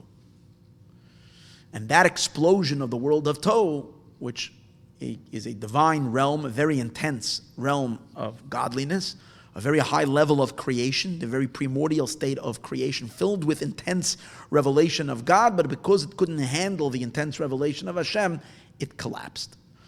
And from that brokenness, God created the world. And that is the reason why there are all this negativity in the world, because there is a certain disconnect in the process. And that's our job of the Jewish people, that we need to fix that disconnect. That's all part of the plan. It wasn't random. No, it wasn't, oops, I just busted it. He pre-planned to break it, but it was a real shattering. And so what fell? So in that shattered world, it says 7 ancient kings, which really mean the 7 midot, 7 divine emotions, fell, and therefore the emotions become corrupted. And that creates the possibility of having murderous rage in the world. Think about all the killing that is done. People are flared up with anger, with whatever, and they go on a rampage, a killing rampage. How can that happen in God's world? Well, there is an attribute called gevura. In its source, in the divine, it's only good. It's infinitely good. It's only the ultimate power, might of God. Yet, it's corrupted. So it becomes a force of a possibility of a negative force, of murderous force. Or how much corruption is there in the world from improper lusts. That's love going haywire. Love getting misguided and becoming a force of improper sexuality and all that stuff. And the world becomes, can become corrupted. So these are all these elements that are in the world. 7 midos. And how do we fix it? So our job is to go into the heart, where these, like kind of in the nerve center, where these primary sparks of holiness of the 7 ancient kings have fallen, and over there do a repair. How do we repair it? Al Yedei Torah mitzvahs, through our observance, our study of Torah and our mitzvah observance, we do that repair in the emotions. Dafka. Sheyekaimu Yisroel, where the Jewish people will fulfill be'eretz Yisroel dafka. We have to do it in the headquarters of those emotions. We have to do heart surgery, so we have to go into the heart. And that's why we have to do the mitzvahs in geographic location of Eretz Yisrael. The b'chachma, the Torah, how will it be fixed? Because the wisdom of the Torah is beridu. The wisdom of the Torah clarifies the emotions. It's like, just simply, let me just put it in simple. The idea of chachma is beridu. When you're a child, you don't really know what's worthy of love. You don't know what's worthy of love. You can be passionate about mud. You can be passionate about little stones. You can be passionate about other silly, unimportant things. And then what happens? Just candy. That's your biggest dream of who knows what.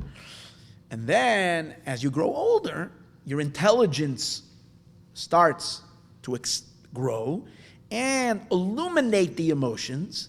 And then you start giving, based on your intelligence, you start setting value to certain things.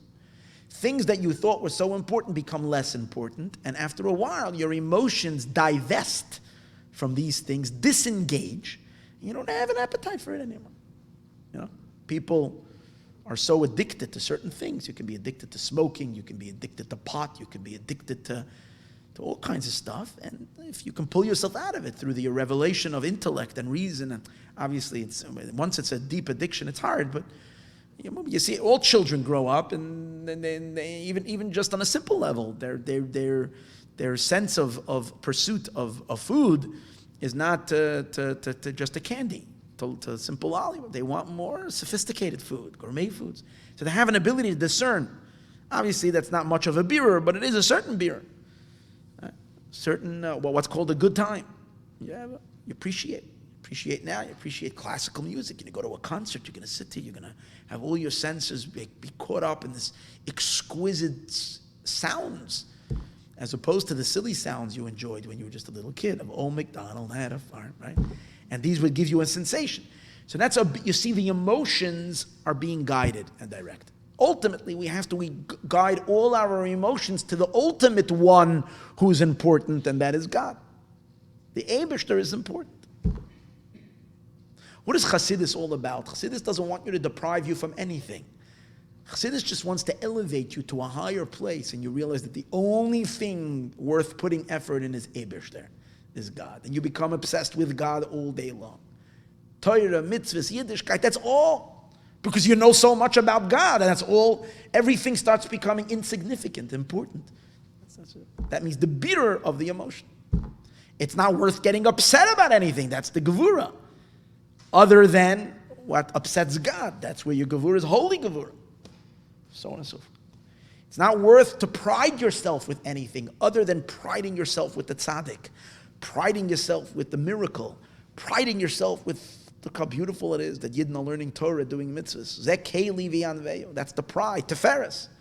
Or else people beautify themselves with a nice home, with nice whatever. They beautify themselves with nice clothing.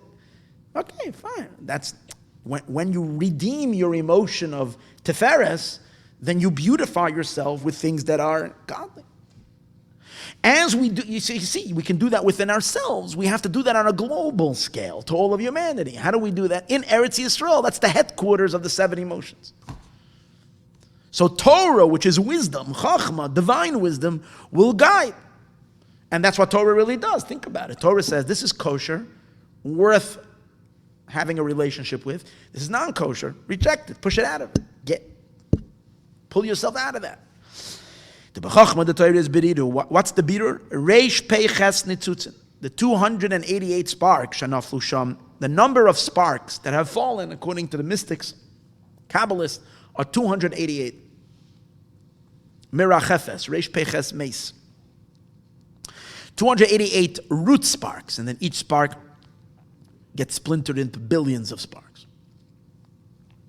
V'alkei nikriyis Eretz Yisrael de le'ela. And that's the reason why. That the Eretz Yisrael down here corresponds, we know, to the Eretz Yisrael up there. And what's the Eretz Yisrael up there? The Shekhinah. Shehu b'chen Hashem ban. That's the name ban. We know, we spoke about this many times, there are 4 manifestations of Havaya. Yud-Kei Vav-Kei, the tetragrammaton, if we fill it with the various different fillings, can either come out 52, 45, 63, and 72. So the one that's 52, the name Yud-Kei Vav-Kei, is related to the attribute of Malchus, which is that aspect that is the source of creation. Malchus is the Shekhinah, the power that's within creation. And Malchus is a source for Eitz Hadas Tov V'Ra. There is already a possibility of good and bad. And therefore, in order to rectify the world, we need to bring a purification in the Shekhinah itself, in Malchus itself. And that's the idea that Shem Ban is Gematria Behema. Now, if you think about a behema doesn't have clarity in its emotions. The behema is pulled instinctively to all kinds of stuff. And if you can only bring in, and that's why an animal, in order for it to be productive, an animal can be awesomely productive. But it needs a human guiding it. It needs a human mind to extract the power of the animal, to direct the animal towards the right thing. So it's the same idea with Shem Ban, Shem Ban, which is the Shekhinah, which is the power of God that's within the world, also needs to be, because you see, just like we are, let me explain something. Just like we enliven, we get involved and attracted and entangled in all kinds of stuff that are not good for us. And it's a struggle in life to pull ourselves out and keep ourselves directed towards what's kosher, right, and worthy of attention, as I spoke earlier. How is it that so much evil is being supported by God? How is it that there's so many klippas that are thriving and getting they're picking up monthly checks from the Eibishter? The Eibishter is supporting them big time. How do they have such successes? It's hard to say this, but the Shekhinah is also, just please don't take this out of context, it's also because this is the state of the world that the Eibishter supports. When I say Eibishter, I mean in this case Shekhinah is lacking the direction coming from HaKadosh Baruch Hu, from a higher place, because the Shekhinah Malchus is the primary place of Shviras HaKelim, where there is stuff that are not yet refined, that are not yet clarified is in Malchus, is in Shechina.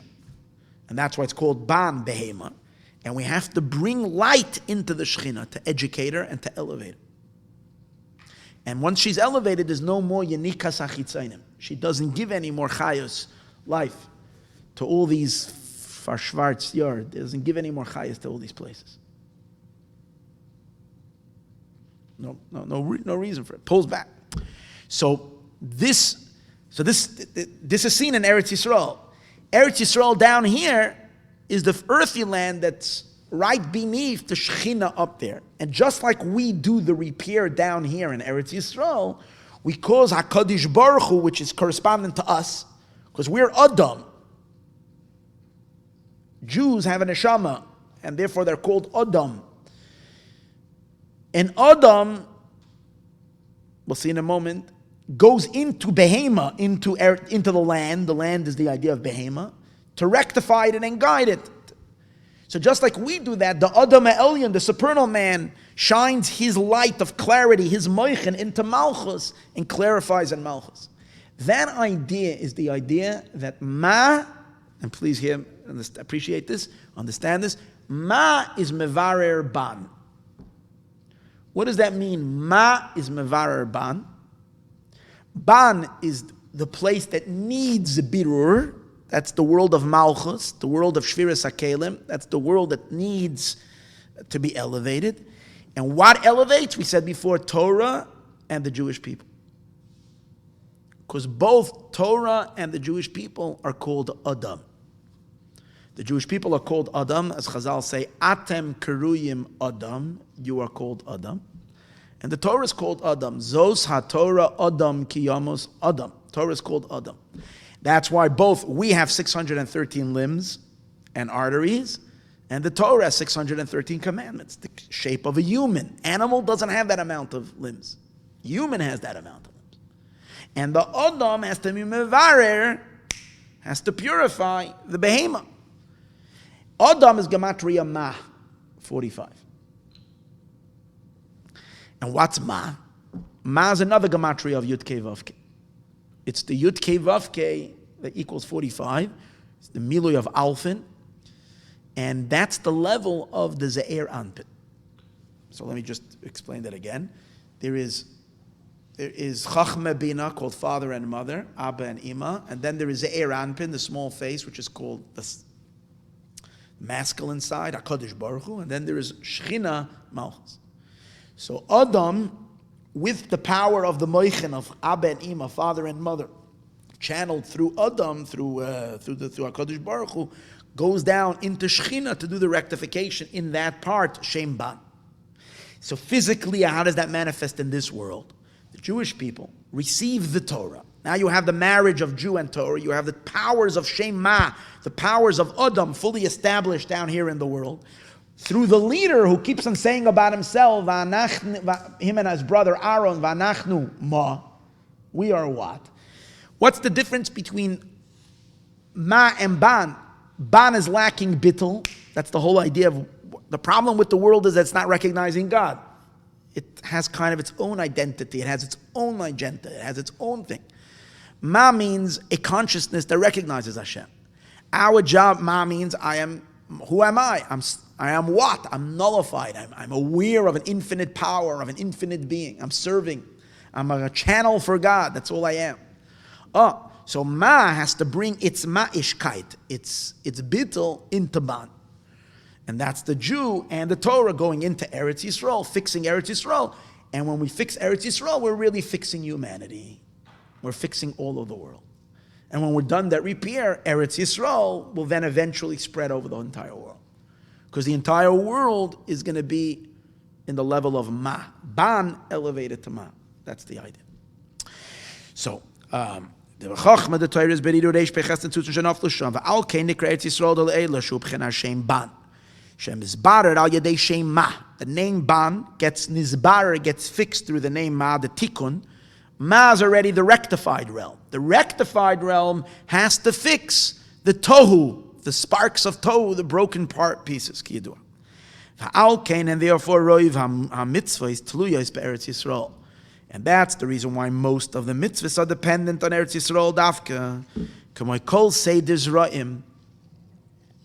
The first entire section of Mishnah, which deals with the laws of agriculture, of planting and all of that, all those mitzvahs pertaining to the land, we don't give truma over here, we don't give meiser, we don't tithe, we don't do all that, because we don't have, its only main application is in Eretz Yisrael. Seder kachim, and all the laws of karbanos, we can only do that in Eretz Yisrael. Seder taharos, the laws of purity and impurity we don't really have today, only in a very limited way. Most of the laws of tahara we don't have today. V'roiv ha-mitzvahs gam b'sharei sedarim, and many mitzvahs also in the other sections of Shisha Sidra Mishnah of law. Kamoi Masechtes Psachim v'chagiga, like Masechta Psachim chagiga b'seder moed. And the truth is, you add Yuma there as well. Yuma's part, and the Nazir v'Saita v'Sanhedrin, and in Ezekiel, and in Noshim you have Nazir and Sota. They don't exist today. Only in Eretz Yisrael. Sanhedrin in Ezekiel, v'Shvuos, or Kahai Gavna, and the like. What does he mean, Shvuos? Shvuos is talking about oaths. So why is that not Negeya? I'm not exactly sure. Like it says, Kisivoyu elo oretz, when you come to the land. Then you should do the mitzvahs.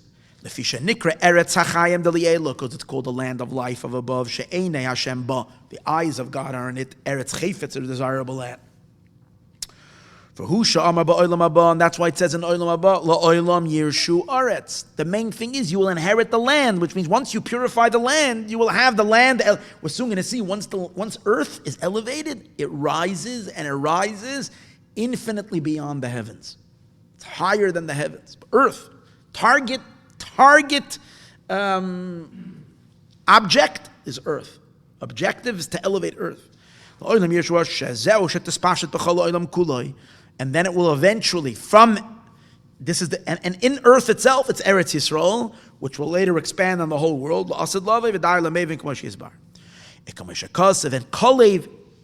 Kalev appreciated this, how precious earth is, how this is the apple of God's eye, how everything he wants is the refinement of earth. Like Kalev says, Toiva aretz ma'od ma'od. The earth is very, very good. Not good. Very, very good. Ma'od, and the reason he says 2 times good, ma'od ha'echad b'yamos Mashiach. Tov ma'od, it's going to be when? In the days of Mashiach. Ma'od ha'beis, and the toiva aretz ma'od, very good. But olam haba is going to be in olam haba. Again, when he says olam haba, he means after Tchias HaMesim. And it also means the 7th millennium. Like will be explained. So we haven't yet seen the goodness of Eretz Yisrael. Even at the time of the Beis HaMikdash, when Eretz Yisrael was kicking like crazy. When the fruits over there, like the Gemara talks about the blessings of Eretz Yisrael back then, phenomenal. What kind of bracha there was. The Gemara says this wheat had like, the size of the kernels of the wheat was like kidneys of an ox. That's how it does. And the Gemara goes through each of these things, like it's amazing. As it also says, Va'aretz ezkar, I will remember earth. And the Abishah says, I remember Avram, Yitzchak, and Yaakov, and I will remember earth. I remember the land. The land is way up there. It's the apple of God's eye. Because that's what it's all about. It's all about the redemption of the Shekhinah. It's all about fixing the world of Bana, fixing that whole thing.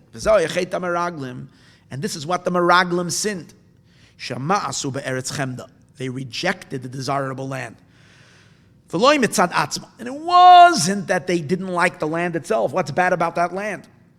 There isn't any more desirable, pleasurable land. There isn't another land that's so fertile like Eretz Yisrael. It says, they themselves said, they said, Zavas cholav v'dvashi. Indeed, it's a land that flows milk and honey. They were impressed by the land. They saw a land like no other. V'zeh pirya, they showed its fruits. But they added one thing, Efes ki aza ama yoshev ba'aretz. The people that are the dwellers of the land are very, very powerful. V'arim betzurois, and the cities are fortified. V'gam eretz echelas yeshvehi, it's a land that consumes its inhabitants. And all the people that we've seen over there is Anshe Midos, the people that you measure. When you see them, you have to give them a measure. You say, I saw someone, he looked like the Empire State Building. So you have to give them a measure, because you're so... And over there we saw the fallen angels, the fallen ones that fell. These are not humans. They fell from the sky. These are... And what does it mean? What were they afraid? They weren't afraid of the physical might of these people. When they saw these people, the Meraglim, they saw that they are rooted in extremely powerful spiritual forces. And they were afraid that we will, and which means that God is putting us up for a challenge of conquest that we were incapable. There is no way we can affix these emotions. The reason these guys are so monsters, they're such huge giants, they have such energy flowing in their blood. These guys are so intense, their murderous drive is like a murderous power that's unlimited. Their lusts are driven by powers. And we're going to go in there and try to reason with them, try to change their attitudes, try to fix these klippas that are there. No way. And what are we going to use to fix it? We're using chachma. Imagine going into an insane place that it's an asylum, but the people that are there are all like 7-foot basketball players, okay, with muscles like what, tattooed from head to toe, talking about like, but another thing about them is that they're people that sadly are mentally disturbed. And go into these people and with psychologists who are going to talk to them and try to. Why? Because they have emotions that are rooted not in intellectual, not in reason. People that are lacking reason, so they just have instinctive emotions that are deeply trained and what do they call it? Rooted in their psyche. And what are you going to do with that? It's just a dangerous play. Just keep out of that. So he says, these people were the greatest of the generation. These were men of name. Anshe Shem means that Moshe referred them people of a name, which means they had tremendous spiritual kedushatic powers. Who? The Meraglim. They were able to be masig. They were able to apprehend the root of the 7 nations of 7 people who lived in Eretz Yisrael. They are from the leftovers, from the 7 midot, from the 7 emotions of the world of chaos. Now, what differentiates the world of chaos from the world of tikkun? In the world of chaos, God allowed his energies, his emotions to flow unrestrictedly. That's the whole point of Tayu. That the Eibishter did not limit the energy, the flow. So the love of God that God emitted, the kindness that he admitted was infinite kindness, a gush of infinite kindness, unrestricted. The vessels couldn't hold it, and they shattered. Then what Hashem do? He reestablished new vessels called Olam HaTikun, and in those vessels he sent in a controlled light, a controlled emotion, an emotion that's governed by reason and intellect, and therefore the emotion is much more reduced, much weaker, and that's the world of Tikkun. That's where the Jewish neshamas come from. We come from that rectified world. The people living in the land of Canaan, they are sparks. In them is embedded sparks from that infinite world of Tol. That means that very corrupt emotions are so intense. It's a guy coming down the freeway 100 miles per hour. What are you going to try to stop him with? What? With a flag? It's not going to work. So that's what they said. These are they were not fixed yet. They're very, very rough, very strong. Shametz is explained in a different place. This is like the midot, the emotions of the natural will of a person, which we know that a person that has not developed a mind. That's why you find that people, children first of all, their emotions are like, it's good they're small, because if children would be big, we would have a big problem. Little kids, they when they want something, they go crazy. They'll kick and they'll shout and they'll lay down temper tantrums. A 2-year-old is like, and you can't do anything. Their willpower is very, very strong. Why? The only thing is, they're lucky they're small. And you could distract them. That's what you can do. But if you try to stop them head on, no way. The way to work with these little kids is distract them. You call them into something else, they forget what they were just crazy about. But I have a 2-year-old anicle now that I'm watching. So what? But usually what happens when you get a little older, so the mind acts as a filter, and it doesn't allow the instinctive emotions to run unchecked. So the mind slows everything down because you're a thinker. So when you have an urge, you're not just going to go do it. You think it through. Once the mind, and then once the emotion comes out again, the excitement after the mind did a slowdown, the emotion is now going. It's a 20 mile per hour wind instead of a hurricane. It's not 100. It's not 100 mile per hour wind. The emotions of the pre-intellect emotions, as they are rooted in the essential person's desire, are 100 mile per hour winds. When it's coming through, and that's why you find that people that are lacking of intelligence, they can be very dangerous. Physically strong. Very physically strong people that are crazy, sadly. They have physical, why? Because they're not, the seichel isn't there. So their power of their nefesh is coming out. Real strength is in the nefesh, not in the body. Of course, when you exercise and you build your body up to be able to deal with it, but the etzem, it's willpower.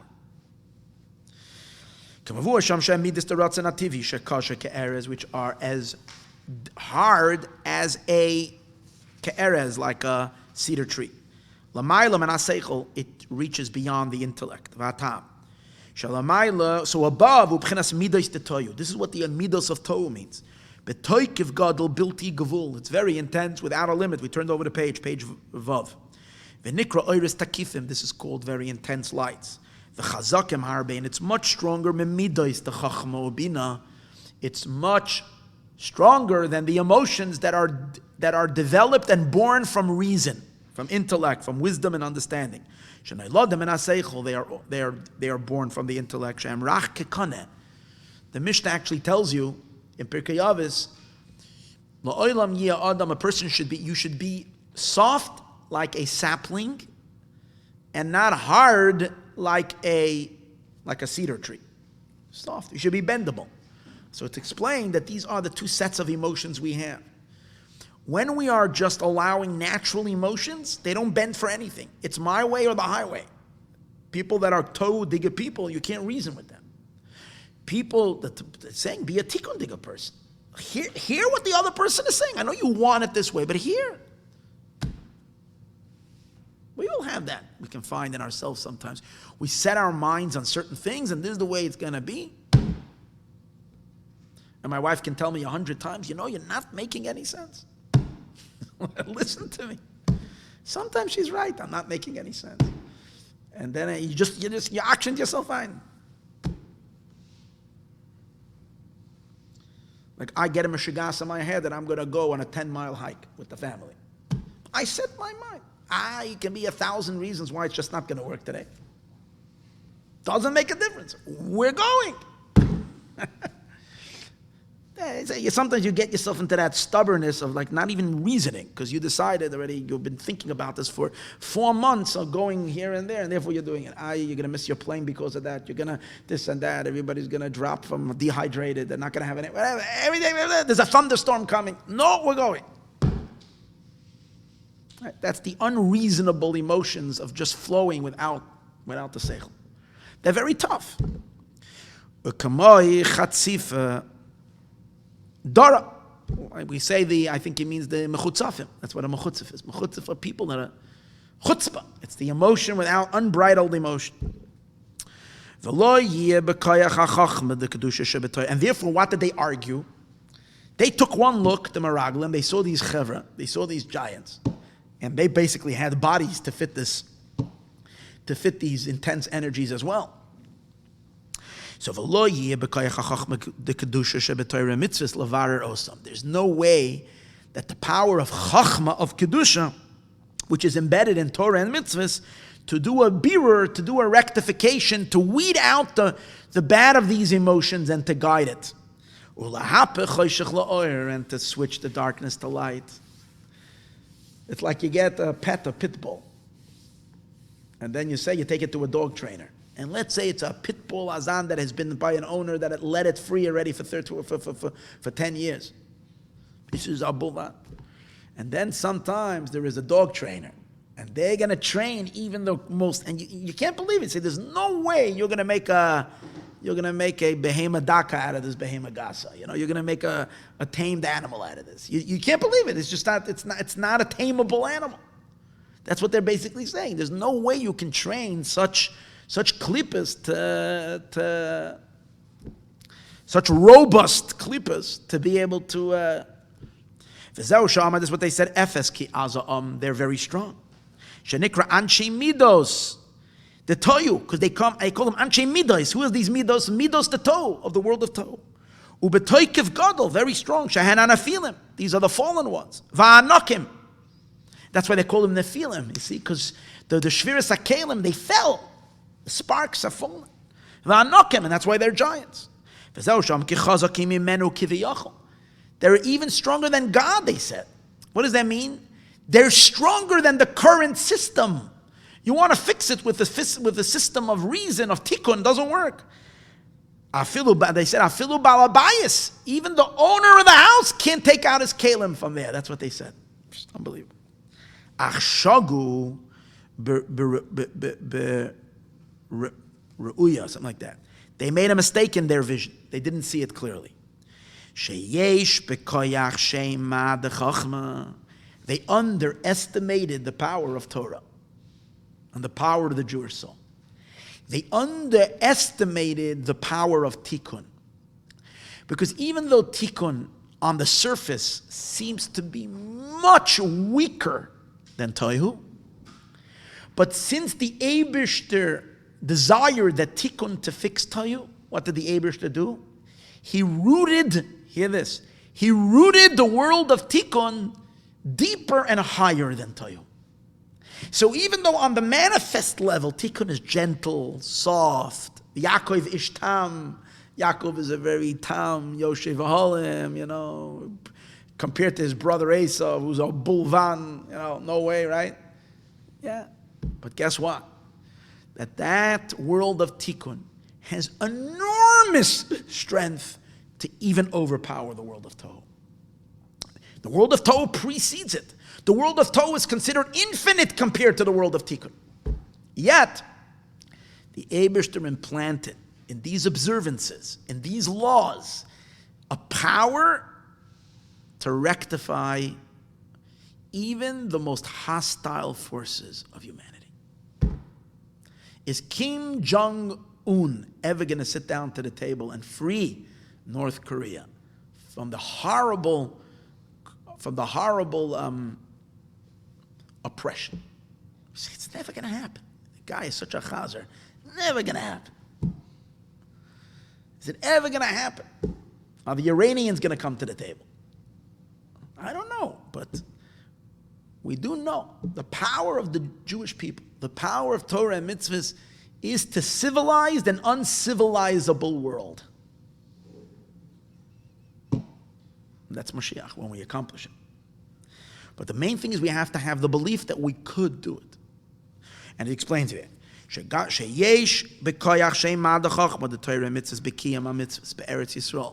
the fulfillment of mitzvahs in Eretz Yisrael, to make a tikkun and to purify them, like a taka happened.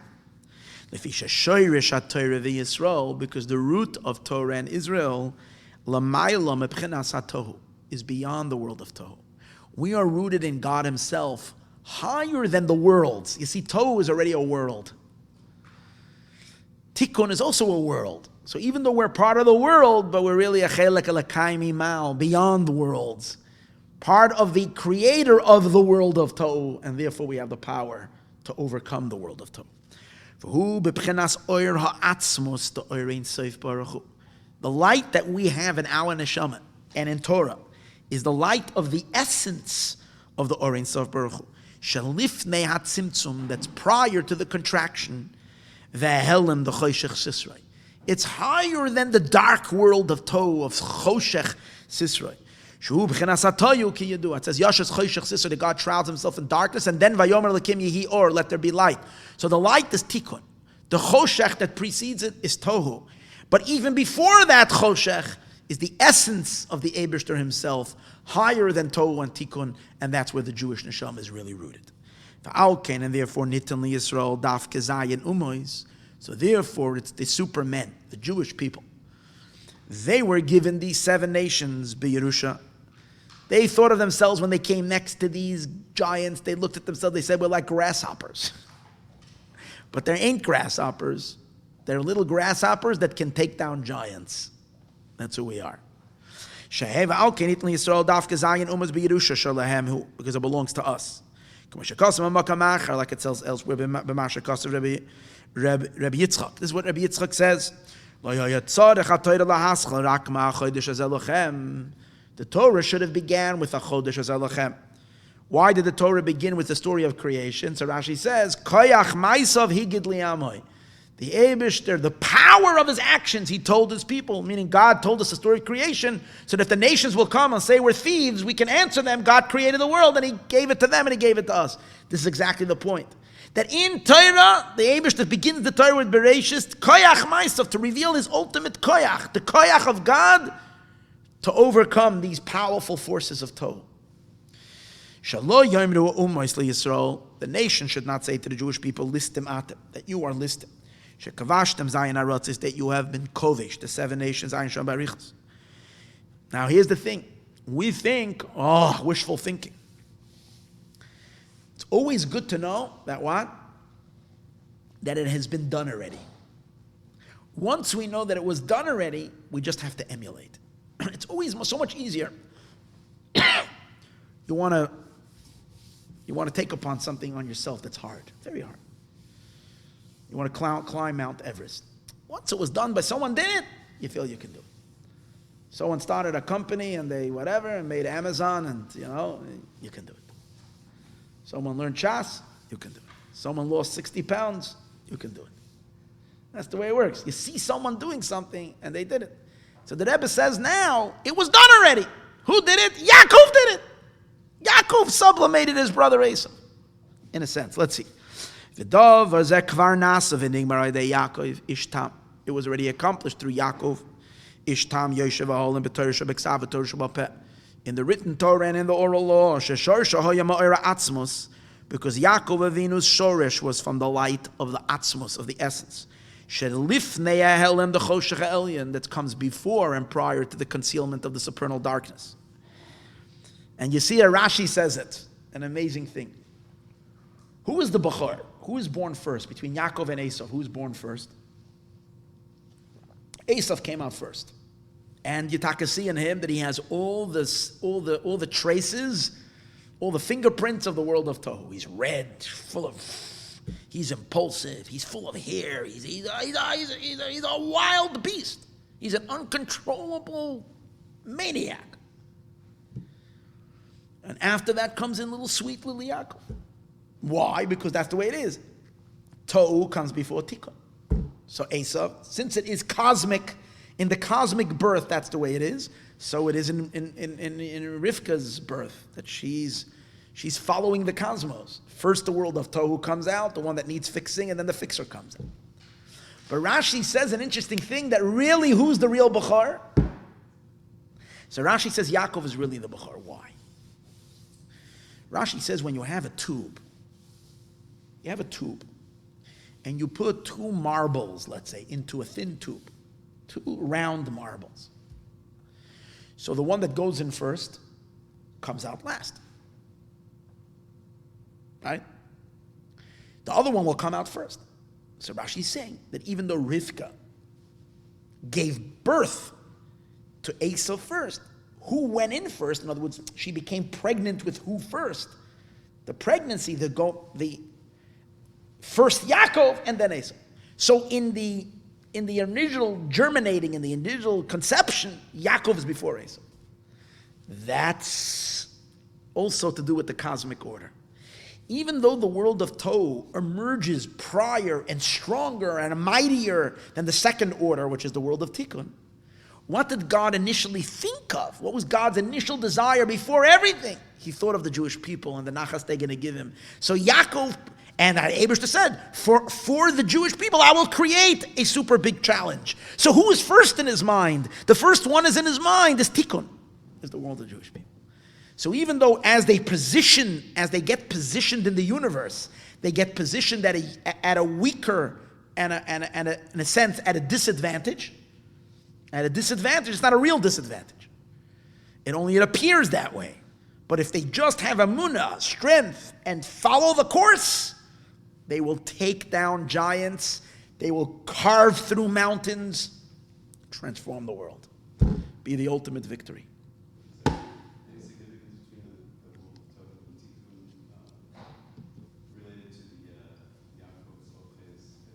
Mm-hmm. Where would exactly the Akev? Yeah, for sure. First of all, Yadoi, his hand, in Chassidus says means Yudoi, his Yud, his bittel. And he's going to insert that bittel not just in the head of Esau, but all the way into the Akev of Esau. That means in Esau's lowest point, Yaakov is going to inject the Yud, the bittel. And Esau is going to become the world of Tohu, even at its most coarsest point, is going to become sublimated.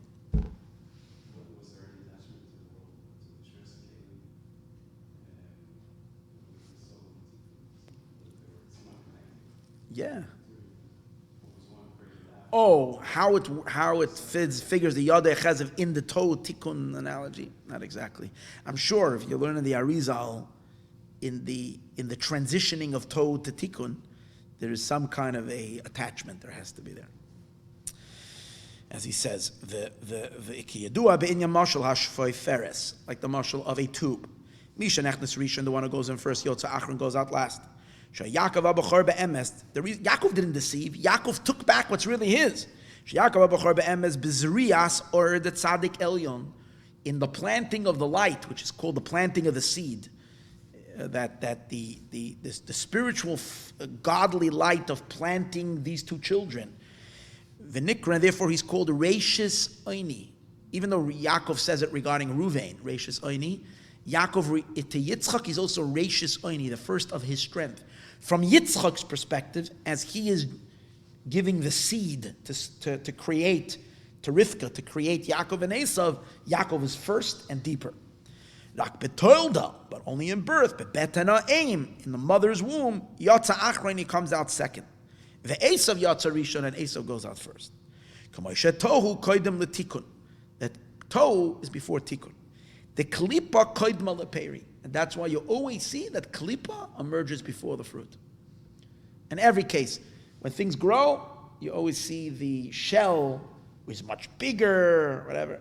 Before the fruit, you see the full of the develops first. Like today's days, you see that in the last 15 years, the unholy wanted to create its Mashiach. A global world, there's no borders and boundaries, everybody's one happy-go-lucky nation, all of humanity is one big mush, everything is together, everybody loves each other, everybody is good, all one, and therefore there's no distinctions at all between nations, between people, between genders, between race. Everything is one big thing. It's Mashiach, it's global, it's harmony, it's beauty, it's everything. Yeah, but men are not men, and women are not women, and this isn't this, and that. And that's klipa. It's all. And that was presented in the last few years. It's introducing the world of Mashiach, which is going to be the fruit. And the klippas are now falling. They're breaking. They're making a lot of noise when they're breaking. They're kicking and streaming, but they're falling. That's my little bit of news as I inserted in the Maayon. The klipa kadmon leperi betol levad. That this, but here's the thing that Rebbe say, that klipa comes before the fruit, only betolda, only the actual birth. Ubizriya, but in the actual planting, nahapachu is the opposite. That the fruit is one that's put in first. These are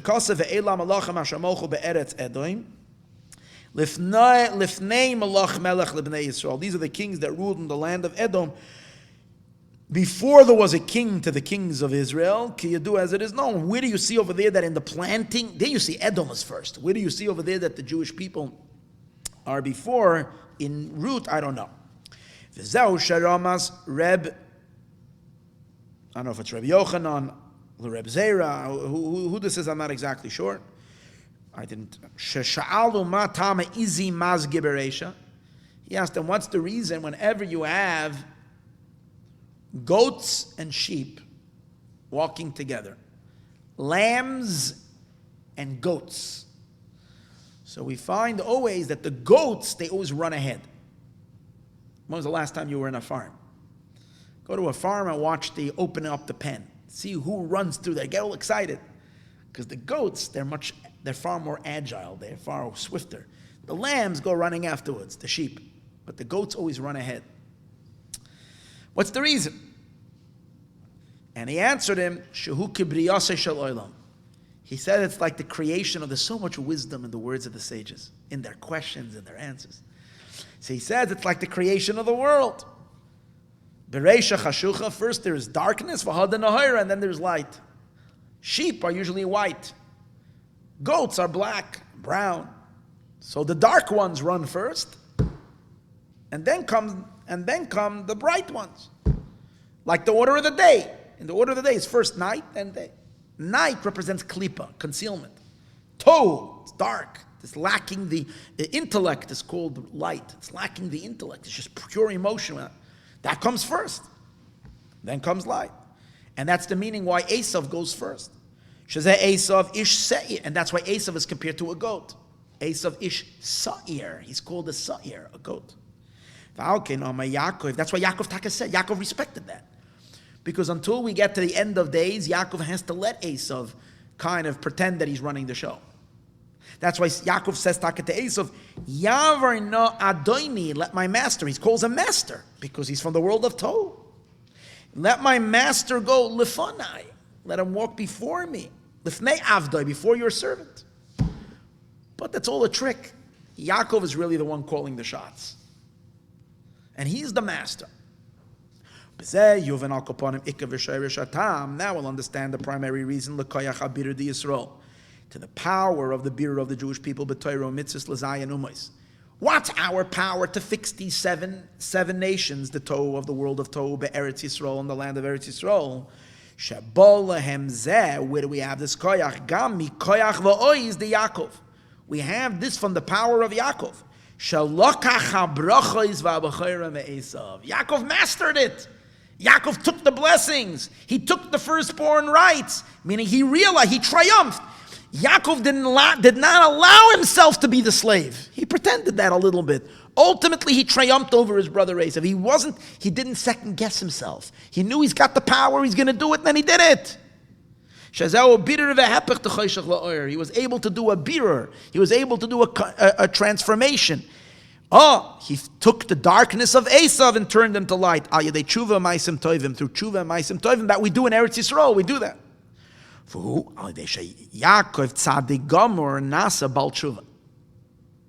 How did Yaakov accomplish this feat?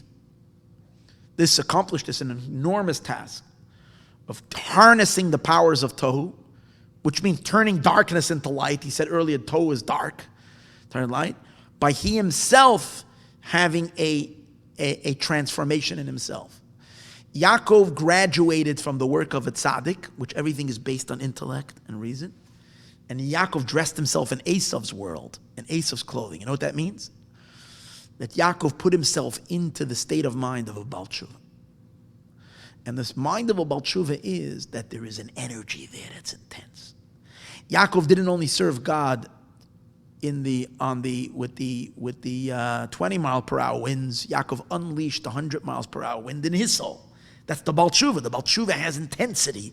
Yaakov, tzadikim gemurim ein yochel lamacham. Tzadikim can't go though, because tzadikim really belong in the world of tikkun. Baalei tshuva. What's a Baal Tshuva? A Baal Tshuva is the one who ventured into the world of Esau. Because let's think about it. Esau and Yaakov exist within us as well. Our animal soul is Esau. Our godly soul is Yaakov. And which one comes first? And who's usually the mover and the shaker of a person in the early stages in their life? The animal soul. And it's very, like the Gemara says that when the Yetzer Tov comes, the Yetzer Hara is Agdamun Tanuse. The Yetzer Hara says, I've been here, I've chazak already. I've already, what is it called? Staked. You call it when you claim and you staked my claim. Yeah, I put my flag in here already. I've been here for 13 years already before the Yetzer Tov arrives. So he has that power, and now the Yetzer Tov, the neshama, the nefesh elikis, has to dethrone the emperor. And if you don't start dethroning him until you're 50, 60 years old, I'm hoping one day I will try, then, he's been an old emperor sitting on there, ain't budging. He's got zaftige pulkas, he's not moving in ergetsnecht. And now you have to uproot him. What do you do? So a person who's always been a tzaddik, which means they didn't deal with the world of darkness. They never dealt with it. Tzaddik, it's very nice. It's tikkun. But someone who does this means he's in the world of Esau. For him to change his life, he has to convert the darkness. And once you convert those dark powers, and direct them, what a Baal Tshuva has to do, the Baal Tshuva has energy and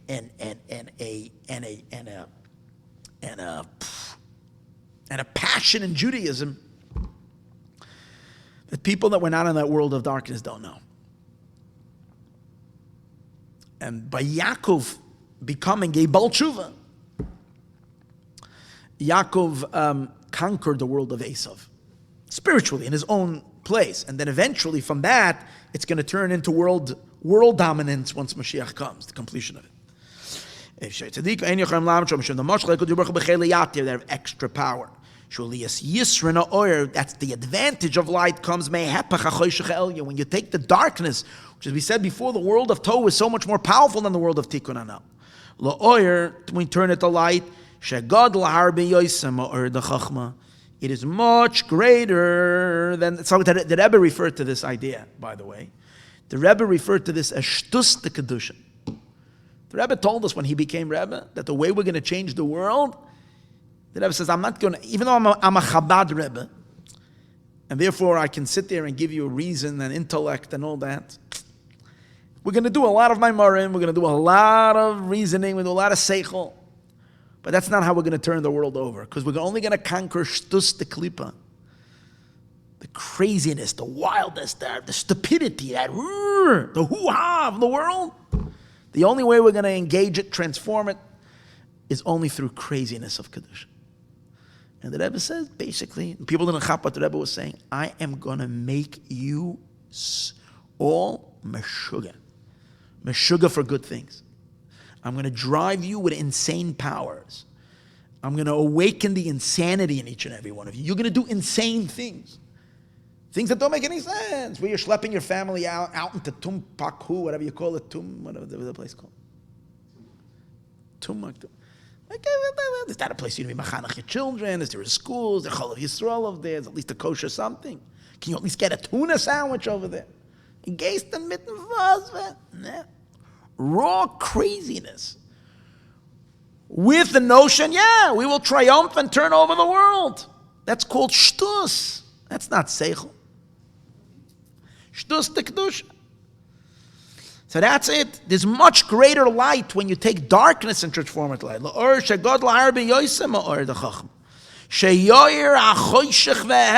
the darkness itself will shine. Can you do as it is known? That's the reason why through tshuva. Through tshuva, the evil itself becomes good. Death becomes life. Imagine that. And death becomes life. When death becomes life, that life is so much more intense than original life. Must be a very, very deep statement in this that we can talk about probably for hours and hours. I don't know what the depth is, what it means. I know it's something very deep that I sense. That life is amazing, but when death is converted to life, it's intense life. Where do we find that? Chazal say when then God finished his creation, Hashem looks at his entire creation and he says, oh, v'hine, every day he says, vayar Elokim ki tov. Every day it's good. Friday, he says, tov ma'od. It's very good. So the sages are perturbed. What is this very good that's getting, it's pleasing God so much. Hashem is so pleased only on Friday. What happened did he make on Friday? You say he made the human being. That's very good. No. You know what the sages say? When God said it's good, that's the malach of life. And when God said it's very good, that's the angel of death. That's very good. That sounds like the insane thing. Very good. The answer is because God put the greatest potential and greatest energy in that which is the opposite of. And when you flip it, when you turn it, it's intense. It's called the poison of life. You deliver a little of this poison of life to a dead body, you will bring the dead body to life. That's the point. It will bring. That was expressed in the Ketores. Because in Ketores they put in non-kosher ingredients. Usually we only allow to serve God only kosher ingredients. In Ketores they used more. One of the Saman of the Ketores is more. And according to the Rambam, more comes from the blood that is congealed of a certain type of an animal that's not kosher. Because part of the Ketores is this conversion. That's why we use it Yom Kippur in the Kodesh HaKadoshim when we're converting all the sins of the Jewish people to mitzvahs. Where the curse itself becomes blessings. And that's why it stops the Malach HaMavos. That's when curses themselves would transform to blessings. That's why Bilam's brachos are the biggest blessings, because Bilam was cursing and those curses were converted. When the prosecutor becomes an advocate and a lawyer. When this intentional sins becomes merit. On Yom Kippur. As it is known, being in Klal is the Bilam and the curses of Bilam. Hashem didn't desire to listen to him. Hashem converted. This is taking bitterness and switching it to sweetness. That's why we find Isa, I think. That's what it is. Isa. Even Moshe Rabbeinu was a perfect tzaddik. It's a perfect tzaddik. It says Kitov. Right as soon as he was born, he was already a perfect tzaddik. Kitov, he was good. And his whole life, he was good. He just kept on getting better and better and better and better. But he's only Tov. When does Moshe reach Tov Ma'od? The last minutes of his life, he became a Baal Tshuva. Kitov, Betes Rabasi. By the word Tov by Moshe, it says with a large tes. The Eitz HaChaim, because it's the tree of life. Loi Zacha LeTshuva, but to be Zaycha to Tshuva, Kiyem Koydem Moisai. Right before he passed away. Dafka. Va'al Kain, and therefore, because Tshuva is so high, Va'al Kain, therefore, Ratza L'Kayim Mitzvah Satluyas Ba'aretz, Moshe Rabbeinu so desperately wanted to fulfill the mitzvahs that are dependent in the land, because it's the same idea. When you're going into the land, you're entering into the zone. It's like a tshuva type of a work. Instead of being in the midbar would have been work of tzaddikim. They're going into the land. They're going into the dafka metamanal, because that's where you can convert darkness to light. You can convert these negative emotions to positive emotions. And one of the things that Mashiach is going to do, he's going to transform perfect tzaddikim to do tshuva. That's what it says. One of the chidushim the Zohar says about Mashiach is he's going to take tzaddikim and turn them into Baalei tshuva. He's going to turn all the FFPs into Baalei tshuva. Everybody thinks, Muncie, all of them need to become Baalei tshuva. We need Al-Taidayin, Koilalim, Al-Daven, Baalei tshuva. Doesn't mean they have to sin first. Chas v'shalom. It means that in the state, to realize that this service is very limited, very defined, to get to bli gvul, that comes from the frustration of a Baal Tshuva. And that creates that energy. Okay. I'm going to take a little break simply because I want to get the water from the freezer. And then we're going to continue. We're going to answer the questions that we said before. I'm also going to, it's breaking, so those who want to run for the door can make a run for it. I know. That's why I'm sitting on this. Yes. Let me put on my shoes and let me head on over there. One second here. Let's go over there because you get the whole miracle recorded.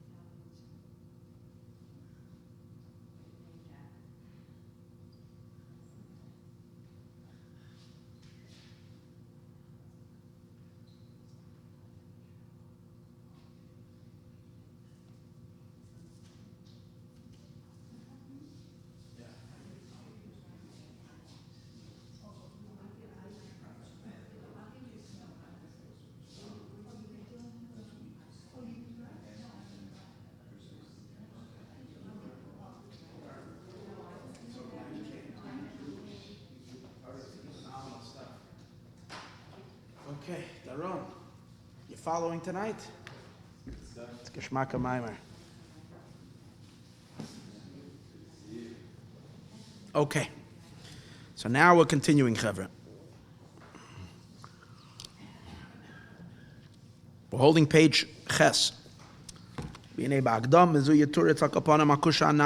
this introduction, we're going to answer the question we said before.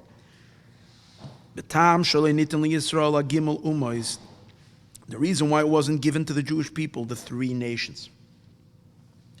The Keni Knizi, of Keni and Knizi, and Kadmoni.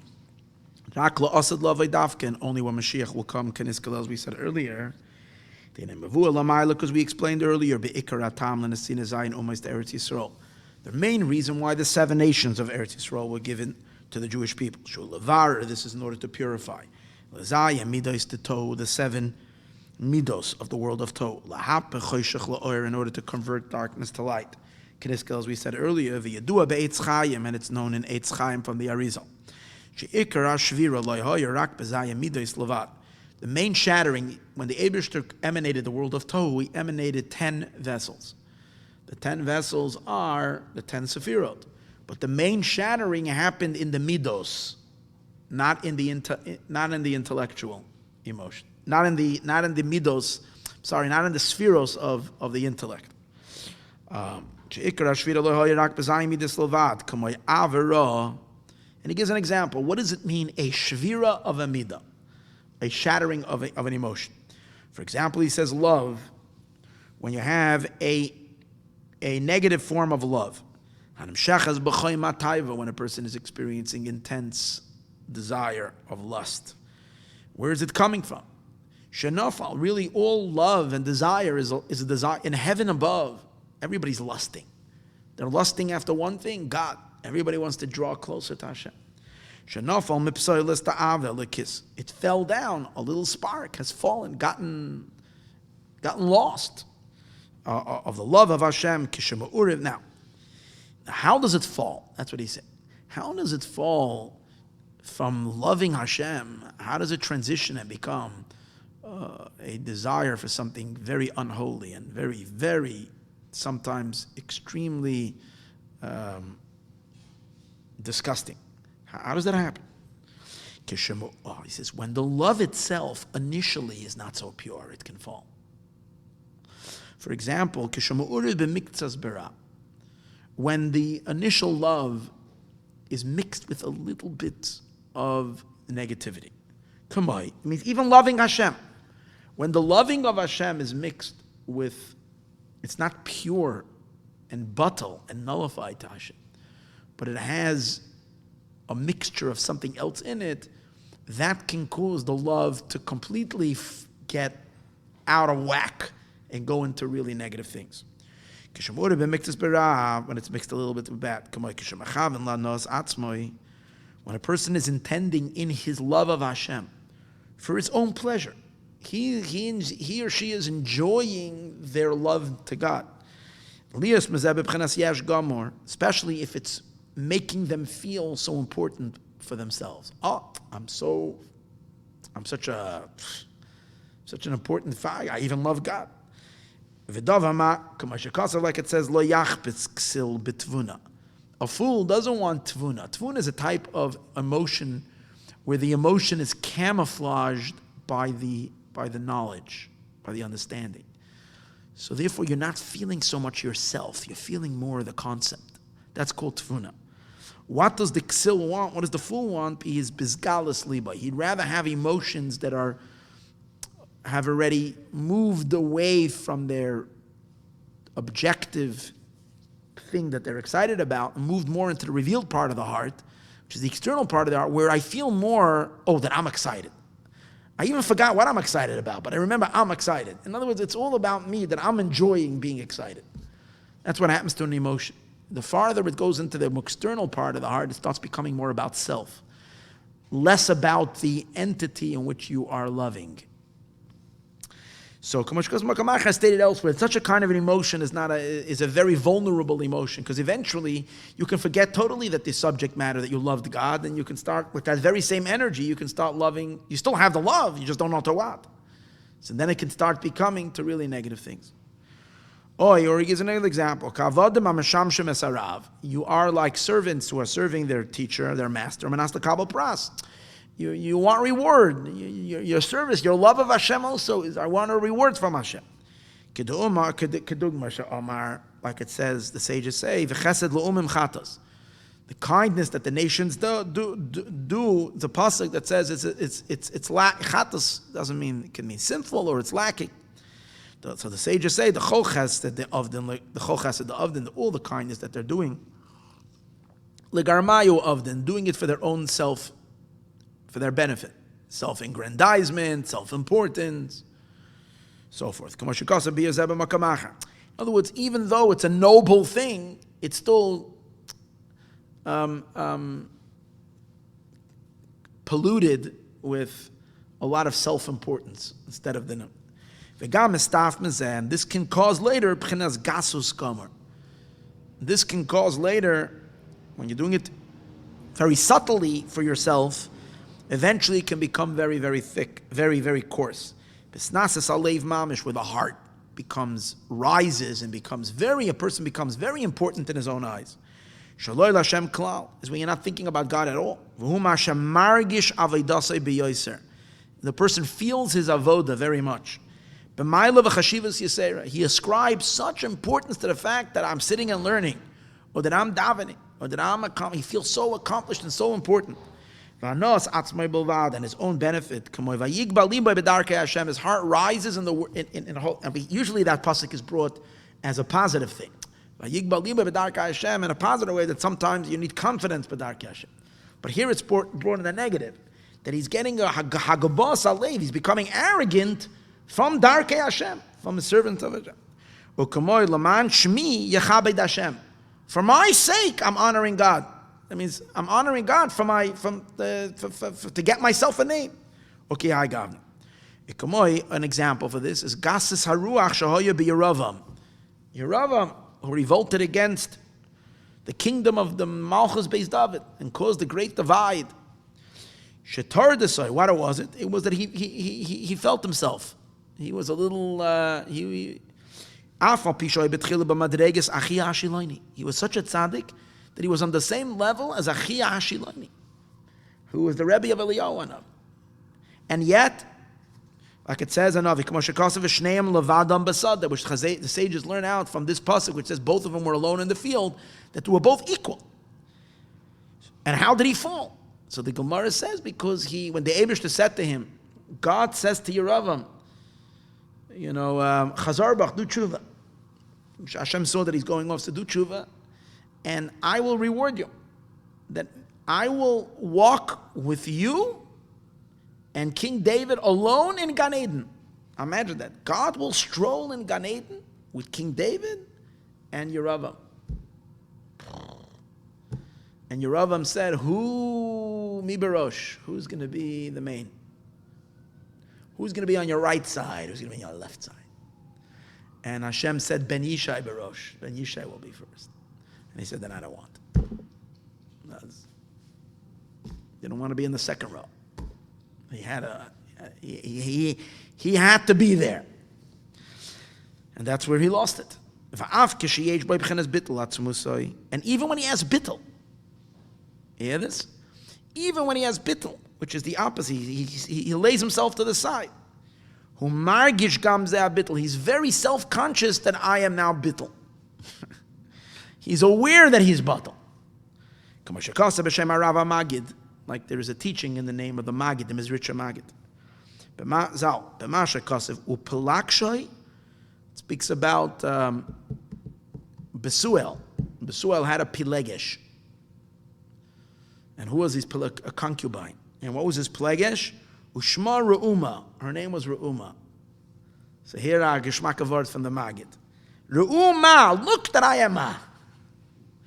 Notice how bottle I am. Notice how I am nothing. Notice my nothingness. But please notice it. Don't forget that I was nothing.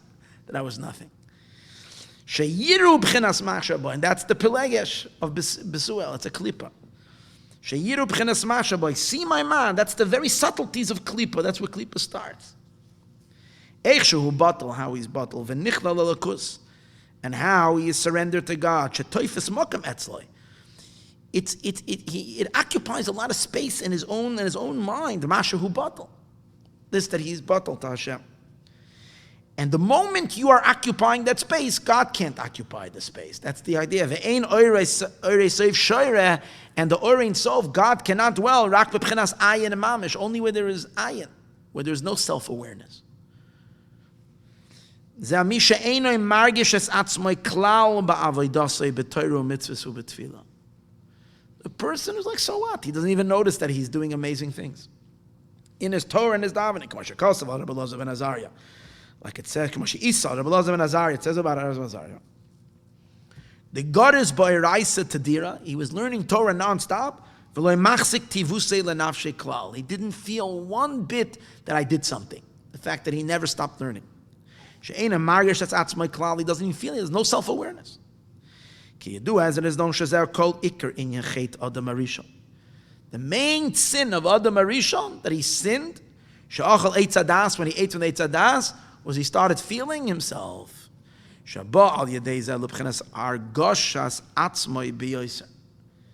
feeling himself too much. You see that? Before Adam sinned, he wasn't aware of himself. He was aware of his job, purpose. He knows the I. What happens right after Adam sinned? He says, Hashem says to him, who told you that you're naked? You're so conscious of your nakedness. And the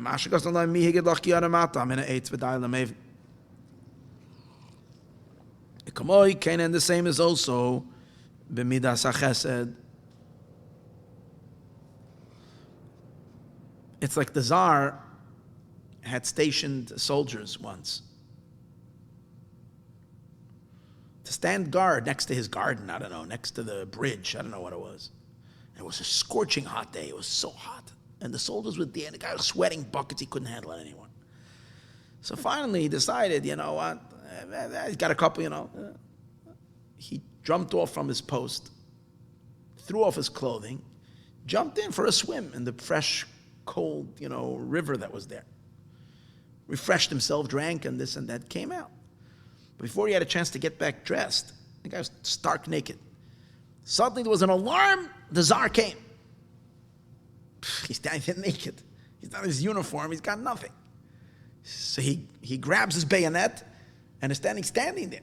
And the Tsar walks by and he takes a look. There's a line of the Chevra. This guy's standing naked. He says, what are you doing here? He said, well, that. So he said, I went, he said, he said, so what? But you're the Tsar. I have to watch. You gave me a job to do. I'm naked, shmake but not now. I have to stand there. That's what the Eibishter wanted. You're naked, Adam. Who's talking about that? I gave you a job. I told you to watch the garden. When did it ever become about you? I'm naked, I'm dressed, I'm not. It happens with us also. We have a job. We get so caught up in, did I sin? Did I do this?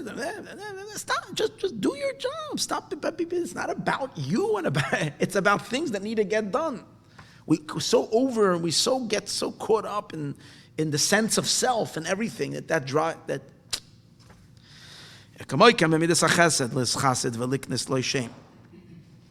The same is also in the midah of kindness. Before we spoke about love, that love can get. In love, a person feels their love. Now the outside of love is pnimius. The external of love is kindness. So in the kindness itself, it's possible to do kindness like Avram Avinu. He wasn't even aware that he's being kind. He's giving everything away to everybody and he wasn't even aware of it. Or it can be like Yisroel, it says, who was very full of himself every time he did something that was kind. He wants to acquire of himself a name. Or he's doing it for some purpose. He's helping people. He's doing it so that in the end, people will help him. Something like that. The same is also in the attribute of fear. It's the fiery, flaming, burning, through the flames of fire, godly fires in Tefillah and Torah. That's when it's done with self-awareness, when it's not done with bittul, then what can happen? Then the midah of gevura can fall. Earlier he spoke that when love falls, it can become really, really negative lusts. what happens when Gevura falls? Can become murderous, can become rage, anger, and all these things. When if Allah saying it's fall it's a mixture of real evil. Shabala Choim, it comes to heat, the kas and anger, the ritzicha of murderous anger. Shenikra Gevurais Kashais, it becomes real harsh Gevurais. The Esav of Esav, Shachar Ba Yichya, who lives on his sword. Or it can become intense. The taiva, when it's heated, very heated, that's already Gevura. Berish Be'esh Zara, with flames of fire. V'kachu b'teferes, and he gave an example of Chesed and Gevura, that they can collapse, they can fall. V'kachu b'teferes, and the same is also in Teferes v'netzach, and in Netzach v'hoid, the Kedusha. The Kedusha shebetoyu, that of Kedusha, the world of Toyu. Kishanoflu lamata b'klipas noga, when they fell down into the realm of the range of klipas noga, shem zayin midei sarois, it becomes the 7 negative emotions, the zayin umais. Each one of the 7 nations embodied one of these midos. Kanani is chesed, and Moiri, Meloshin Yira is Gevura, and so on and so forth. Shasham ha'yakol tuma v'to'eva yasero. All defilement and all abominations were in the land of Canaan. Alkein etztavu, that's where they were commanded, shaloi tachaya kol neshama, they have to kill everybody that's there. They were so corrupt. But even when they had to eradicate the people, the land itself still had pre-tendencies to this. And they had to work and transform it, and through internal work in themselves, bringing the bittul in and harnessing their midas to elevate it, of their animals. This is all because of the fall. It fell from a very high roof, fell from the worlds of Toyu all the way down. The falling over here is not, when you say the vessels collapsed, it doesn't mean a big chandelier that fell down and crashed. What it means, or glass cups. What it means is that the vessels are the letters, the oisios. So when you take letters and you put them all together, the letters contain a thought. Right? Any letter. Let's say the word is sophistication. It's a nice word. It represents an idea, sophisticated. That's as long as the S-O-P-H, whatever the words are all, right? Sophistication is with a P-H. Yeah. Then what happens if you take the letters and you scrabble them? You scatter the letters. So then the entire energy that's in them is gone. And all you have is just material without any content. That's what it means, that the kalim of the world of Tohu, the light went, they shattered, the light went away and they scattered. But even an S and an O and the P, let's say those letters, they still have some meaning because it's an S. But what happens if the S itself gets broken into 3 pieces? Then you just have stuff without any. You don't have, you lost all content. So that's what happened when the world of Tohu collapsed. It fell down these letters, and they became just a world that seems to be just material. It seems to be without design, meaning without any purpose to its existence. We, the Jewish people, have to put it together and reveal its purpose. It's all here to serve something higher and greater, and so on and so forth, as opposed to just. They're called Kalim. The Oirais to Toyu, because the lights of Toyu, Shanishberu v'naf lamata. Sorry, these are the Kalim of the lights of Toyu that fell in. Come on, like it says, Ata Pirarta, you are Pirartas Meloshin Pirur. You brought it into crumbs. You took the Oisios, Ba'azcha with your strength. Yam is the world of letters, because Yam is Malchus. Malchus is speech. It's Osios. You Ata Pirarta, you scatter those letters. But in the lights themselves, in the energies itself, there was no shattering. Rakistalkus levad, the energies retracted to their source. But little sparks of that energy of the oir is connected to the vessels. We're still connected to the vessels. Levad sheyardu ima kelim lamata, that went down with these kelim kiyadu beitz chayim, and they became all these. That's the idea, the concept of Shviras HaKelim. In which was the Shviras HaKelim? In the Midos, in the love, and so forth. In the but in the first three Kelim of the world of Tohu, which is Keser Chachma Bina, as I told you, that the three can sometimes be counted as Chabad Chachma Bina Das, and sometimes we counted Kachab, Keser Chachma Bina. So in Eitz Chaim it says the first three, which are Keser Chachma and Bina, Loi Haya Shvira Klal, over there was no shattering of the vessels, Ki Yidua. The Ikar Shvira Urak B'Pchina Zayin Tata and the Bina. The main Shvira is in the 7 lower elements of Bina Levad. It was, the main Shvira happened in Bina, but in the emotions of Bina. And that's where the Shvira took place. Avo b'Chachma and Bina. But in Chachma and Bina themselves, Shenikra Abba ve'Ima, which are called father and mother, Lo Yoyer Shvira. There was no shattering. Rak b'chinas Yerida. There was a Yerida, b'chitzonius v'acharayim. There's some element of a descent in the chitzonius of it, the Chachma Bina Levad. The backside of Chachma Bina had, in the Shviras HaKelim, an impacted that it would descend. How do you see there's no Shvira there? It says, Yamusu v'loy b'chachma. There's no, Shviras HaKelim is called death. Remember, the 7 kings who died, that lived in the world of Edom, the Arizal says, referring to these 7 powers of Tohu. It says, Vayimloch, he reigned, Vayomos, and he died. The dying is the Shvira. The Zohar says, these interesting things, the Zohar says, Man de nafel medarge, someone that falls from his level, ikra mis is called death, died. So these things fell from their godly state to fall low, that's called dying. But in Chachma, there's no death.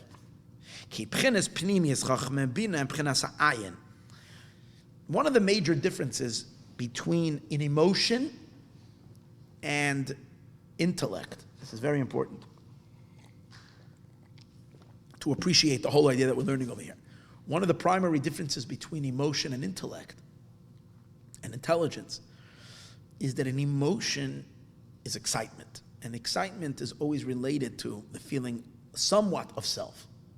Because in an emotion, you have to have an I. You have to have an I. There's no I, there's no emotion. I'm excited about something. I have to be, I'm excited. There's a me in it. In intellect, I lose myself in the reality of something. I'm exploring something. I don't have to be aware that I'm there. Quite on the contrary. If I'm conscious of myself, then I'm not really examining it, because then I'm kind of seeing it through my own prism. And the whole idea of intelligence is objectivity, not to be biased. If I'm biased about something, if I'm feeling myself, then I'm perceiving it through my lens and I'm not being true to it. So intellect is the opposite. It's just the suspension of self. So in Bichlal, the world of intellect, there's much more bittul. It's rooted on the non-beingness. Emotions have a seat of self in it. So therefore, shvira, which comes from, as we spoke earlier, from having a yesh in the emotions, can cause it to fall, and then to something this is the emotions are vulnerable to shvira much more than that's what he's saying. That chachma and bina, they're rooted in ayin. And since they're rooted in ayin, there's no shvira over there. It's the opposite of the yesh. But the chitzonius of chachma and bina did have a yerida. How do you see that? Just like there are corrupted emotions in this world, there's also corrupted sciences, corrupted philosophies, ideologies, which some of them are pure emotion anyways, but some of them have brains to them, but they're still not holy. That's coming from the yerida, not the shvira, the yerida that there is in the chachma and bina of kedusha. And the chitzonius of it is the source, that's the sparks of holiness that are in these chachmas, in these unholy disciplines. They have chachma, but they're not as evil as unholy emotions. They can lead to big evil, but they themselves are not so bad. Murderous, killing, that's emotion. That's real evil. It's in a really dark place. The chachmas, the philosophies, obviously it's a seed that can lead to other things, but it would lead to corrupted emotions. But the Chachma Chitzonius itself is not, as he says over here. The Chachma Bina who Shenestaf comes about biribu yishtalshalus through many chain-like progressions evolving. Shoresh comes about a root l'shavos Chachmas Chitzonius to the coming into being of external wisdom. Shehu b'chenas Chachma ubina de klipa. This is the Chachma and the Bina of Klipa, the wisdom and the understanding of Klipa. Where do we find it? Kechachmei kedem, like the ancient wise men of Egypt. They were great thinkers, but they were kechatumim Mitzrayim, and like the what are they called? Chatumim, the what? The sorcerers of Egypt. They had great knowledge. They had great knowledge of. They also needed a bearer. And Yosef was the one who began the process of fixing these corrupted scientists of Egypt. Like it says in Tehillim, Ve'ezekeinov Yechkam. And their elders, Yechkam, he made them wise. He did a beer. He started directing them. And the perfection of the beer of the Chachma of the nations, that was in the days of Shlomo HaMelech. Why did he complete it? Yosef began it, but Shlomo HaMelech was... Why? Because he became the leader of all wise, and they all the great, brilliant minds of his time came to see Shlomo HaMelech. And he educated them. He guided them. He directed their ways of thinking. Why? We turn over the page Yud. Chachma shebemalchus de kedusha. Shlomo HaMelech is a melech. So he's a facilitator and an embodiment of malchus, which is the last sphere of Malchus, Malchus of holiness. He's the representative of the Eibishter. Within Malchus, Malchus has 10 spheres. So Shlomo HaMelech's Madrega was Chachma Sheba Malchus. That's why we emphasize by Shlomo, Chachmas Shlomo. He's the Chachma of Malchus. Shahoya Binyan HaMalchus Be'esa Spheres. We know that Malchus, we spoke about this last week. Remember we said that Malchus, initially, she was only emanated as a nakuda. Last week's whole mimer was Malchus. And Malchus can, and then we have to make Tosefes. We have to build Malchus. We construct Malchus. We build on her all the 10 spheres. And the ultimate construction of Malchus is when it has all 10. When was that? When the moon was full in the days of Shlomo. Shlomo HaMelech was the 15th generation to Avram Avinu. So the moon was full, Malchus was full. That means Malchus was fully developed with all 10 spheres. So therefore there was the Chachma, was shining of Malchus, the Chachma of the Shechina, and therefore the power of wisdom in the world was unbelievable. Gam begimel Rishayna is also in the first 3. The Keser Chachma Bina Shalah of Malchus, that the Keser Chachma Bina were given to her. The Kayama Siya. There are times, because here's the thing, there are times that Malchus is left only in a Kuda, as we spoke last week, Malchus Sheba Malchus.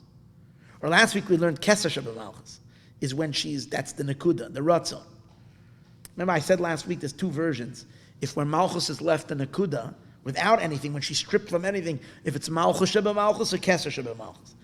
Here it seems to imply that when Malchus is undeveloped, it's only Malchus Sheba Malchus. And then when you develop her more, she gets the 6 emotions or the 7 emotions. And when she's developed even more, she gets the Keser Chachma Bina. And as it is known by Mashiach Kosev, and what it says, Vayeshev Shlomo al Kisei Hashem. Shlomo sat on the throne of God. And he was manifested. Mamish, Vayechkam Mikol Adam. And he was wiser than any human being ever before him. Vatorev Chachma Shlomo. And it increased the wisdom of Shlomo Chachmas Kol B'nei Kedem, from the wisdom of all the ancient ones. And there were a whole bunch of very smart people once upon a time. Today, the modern scientists think that they are the Chachamim. Everything we build today is on the fundamental principles that they had to think out then, when they had nothing. But even Shlomo Melech was not the ultimate rectification. And therefore he did a birur, he did a rectification in the chachma of the nations as well. But it says, by the way, it says that the seeds of Greek philosophy, which is our Aristotelian philosophy that the Rambam is a big fan of, and in many ways is that's all coming from seeds that Shlomo Melech planted. That's what it says, that he was the one who gave these, he created it. It says the Chachmei of Athens came to him, and he taught them, and so on. He laid the seeds for them and the kernels for it, and then it developed. That's already a birur. He gave them. You think about, it's much cleaner than the thinking patterns of the ancient Egyptians. Instead, they were also big chachamim, but there's a whole corrupted. He set them on a path of truth. But it's still b'bchinas chitzonius. Where do you find? They became nullified to him. They realized that when Shlomo Melech, they all became they all sent them gifts. And this is what it says over there. It says that two women, simply it means prostitutes. They came to the king. But what does it mean spiritually? It means the two klipas of Chachma and Bina the klipa. These are the two women. Shen Beis midos the Chachma ubina the klipas noga. These are the two midos of Chachma and Bina of klipas noga. And when they came to Shlomo, v'nichlalu, they became absorbed b'Chachma ubina the kedusha. They became elevated and absorbed in the Chachma and Bina of kedusha, which is Shlomo Melech. And who are they? And Maayon and Moav. That's what these two nations. We spoke about the 7 nations in the land of Israel. Each one was corrupted with corrupted emotions. Ammon and Moav are corrupted minds. Ki yadua b'sifrei Kabbalah. That's why their name is Moav. Moav is Av, father. The Moav ubchenes Chachma the Klipa. Moav is the power of Chachma of Klipa. So you have to say that the Moabites were very, very creative. Because Chachma is creativity. Shenikra Av is called father. Like we wrote on the pasuk, look in the mimer that we've discussed it over there. I thought he wants the nishda. I was trying to rack my brain. What is he bringing a raya from this pasuk that they're chachma? But I realize now it's not kamosha kasav is the pasuk. It's probably kamosha kasafti beparshas chikas al pasuk. That which I wrote in the mimer on the pasuk, like we explained on the pasuk, okay, in that mimer it's discussed how Moav is chachma the klipa, Maayon who b'chinas bina the klipa, and the Ammonites were the bina of klipa. Why? What does it do with the word Moav? You see, Av, because Maayon who oisiyas noyam. If you take the word Ammon, you rearrange the letter. I saw this in Bnei Yissaschar, the same idea. When you take the word Ammon and you rearrange the letters, you get the word Noam. What is Noam? Noam means delight, pleasantness. Ha-Shabbos, Noam Anashamas, the delight. Noam means delight. Where do you experience pleasure? In Bina. And that's what it says. It's Galus Atik, the revelation of pleasure is when you have a Bina, an understanding. You learn a mimer like tonight. You're filled with sensation. Delight. Noam. Shuatainik Shabbat Asagas Aseichel Anushi. When the human mind comprehends gewaldige ideas, it gives a sensation. So these two Zayna women, they represented these klipas. They're called zonas because it's still klipa, and now it's being integrated. And it was also nizbarer. It's even before Shloimeh. It seems like it's a process. V'nivru and the Ammon and Moav, their first process of birur was ayadei Rus Hamoavia, through Rus, who was the Moabite. V'nama ha'imonis, and Nama the Amonis who married Shlomo. So she's another one of, she comes from the Ammonim, and that's the birur. But it's not a complete birur yet. Even in the days of Shlomo, only in the chitzonius. Again, Yosef was only a beginning. Shlomo was a completion, but only bechitzanias. Keniske al shaharai. What's the proof? Loin is gairu mamish. Rus and Maayon were misgayer, but the two Zayna women, they were not really misgayer. That means it didn't convert completely to holiness. V'al kain, and therefore, because it was not yet totally fixed, we know chachmes chitzainis metamis lanefesh alikis. The Alter Rebbe explains in Perek Zayin in Tanya that we have to be very careful with unholy study of the pursuit of the various different sciences. We might say it's not like, following lusts and desire tivus. It's science. It's Alter Rebbe says it's metamed and nefesh alikis. You can see a lot of people that are, they start learning, studying, this is secular studies and stuff like that, and they get cult to Yiddishkeit. Philosophy, I don't know exactly what the Chachmas Chitzainis would require. I mean, Chachmas HaTeva, you can argue, is not really Chachmas, but it is. It's the Chachma of the world. The Alter Rebbe says, they're only left like the Rambam and the Ramban who knew how to use it, L'avodas Hashem. Or he says there's another way you can be masakin it, is if you use it for business and you use it for your profession of livelihood. And then you're using it with the kavanah l'shem shamayim. But again, you have to be careful. It's not made for everybody. That's basic line.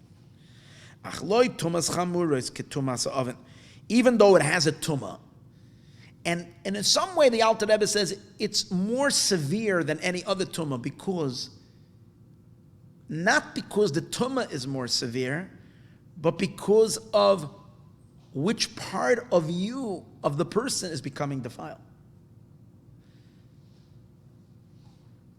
It's a greater problem to contaminate a brain than to contaminate a toe or a different part of your body.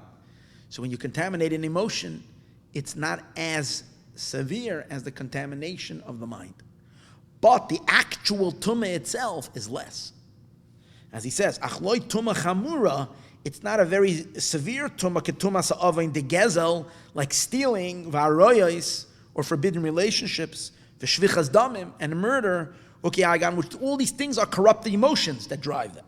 Shehem b'midos de klipas noga. That's in the midos of klipas noga. Esau v'Yishmael. Esau is the manifestation of. It's not like Ammon and Moav. Ammon and Moav are more the intellectual elements. Esau and Yishmael, these are the corruption of Gevura is Esau corrupted, and Yishmael is the corruption of Chesed. Canal. Shahoya ben b'china shvira v'nefila mamish. There was a real shvira. Here there's only a yerida, a descent, but not a shvira, not a shattering. That's chachma and bina of klipa. Ubebchinas keser, that in keser, but what's the third one? There's three nations, Kaini, Knizi, and Kadmoni.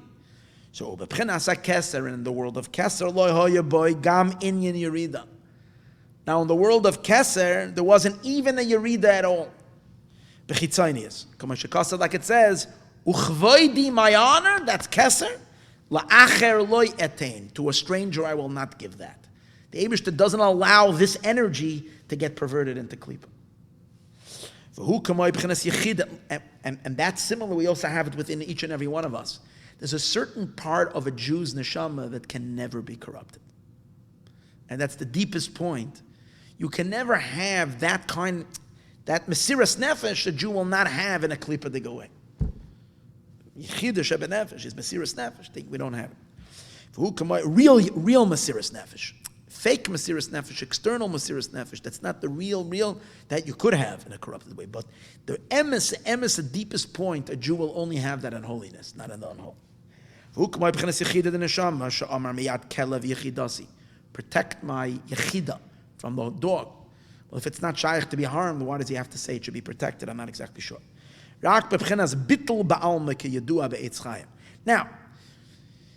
it was impacted. Even Keser of Tohu was impacted by Shviras HaKelim, but it was only impacted in that it was interrupted. Meaning it's not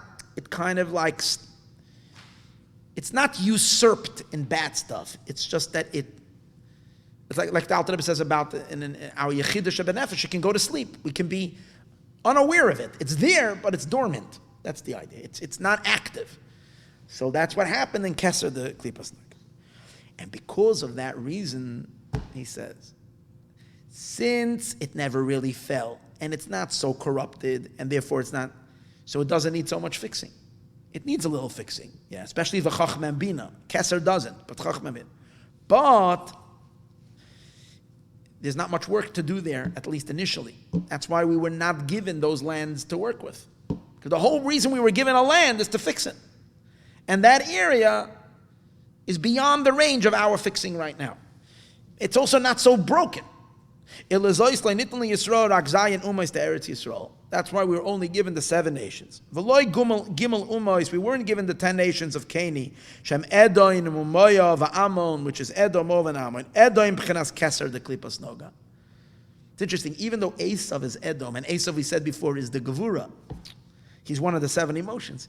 Yet there's another Inyan to Esau, in which he represents Keser of Klipas Noga. They say 2 in Yonim and Esau. And in that sense, he has the land of Edom. And that's why he's given the land of Edom.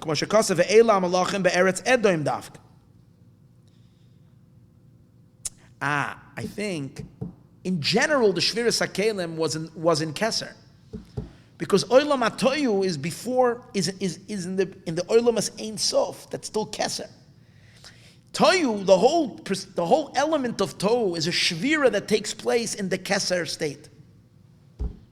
Still, within Keser, it was the 7 lower midos of Bina of Keser, where the real shvira took place. But it's in Keser. That's why it happened in the land of Edom, the Elam, Alachim, Hashem, Molchu, Be'eretz Edom, because in general, Edom represents Keser. That's why it's red, intense. The world of Keser is Beligvul. And that's why Esau inherits the Chayri. And who are the Churim? And that's the Kadmoinim. And they're called Kadmoini, Shehem b'nei Kedem. Kedem is Keser. Because what's the idea of Keser? Keser is still ancient. It's not like Spheros. It's not like Chachma Bina Das. It's like something new. Keser is still Ein Sof, so it still belongs to what was ancient, what always was. That's Kadmoini. Va'keni va'knizi, and who is Keni and Kenizi? Hem Ammon and Moav.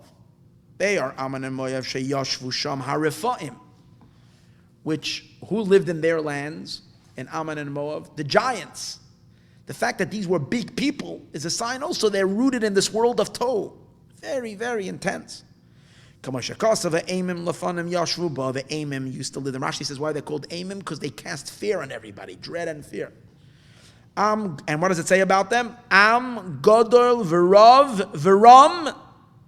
These Amim, which are also Refaim, they are a Godol, great, Rav, and many, Veram, and exalted. Ka'anakim, like the giants. V'gimel midos elu, Godol, Rav, Veram. These 3 midos, Godol, Rav, and Ram, Hakol b'pchinas haKeser. It's all in Keser, shemispashet sham beli gvul. It's all in this world of Tohu, and it's all in this world of Keser, where that's why it's called Godol. It's infinite, Rav, a lot, Ram. She'ein kelim magbilim sham. There's no kelim there. That's one of the reasons of Tohu. It doesn't allow for kelim. And if there's kelim, the kelim break. Like Chachma comes from Ayin, this is still where Chachma comes from, which is Keser. Va'eza Makoim Bina. Bina, we also say, where is the Makoim of Bina? That means there's no Makoim. Shazau b'Chachma Bina shebe Keser. That's the Chachma in Keser is Ayin. The Bina in Keser is what's it called again? The Ezo Makoim, no Makoim. Kiyidu Avadai Lamev. When I learned this, I have to say, I learned this 2 times, 3 times. I couldn't pinpoint. So what is he saying over here? I mean, generally saying this is an Olam HaToyu, but in Olam HaToyu, it's Keser, Chachma, and Bina of Olam HaToyu, of Keser. And then, again, I'm not so clear with everything over here. Elisha Anokim b'midoy shebekeser atzmai. The Anokim, they are in the midos of Keser itself, the giants, and the Rephaim, which lived in Maayon and Moav, they are like the Anokim.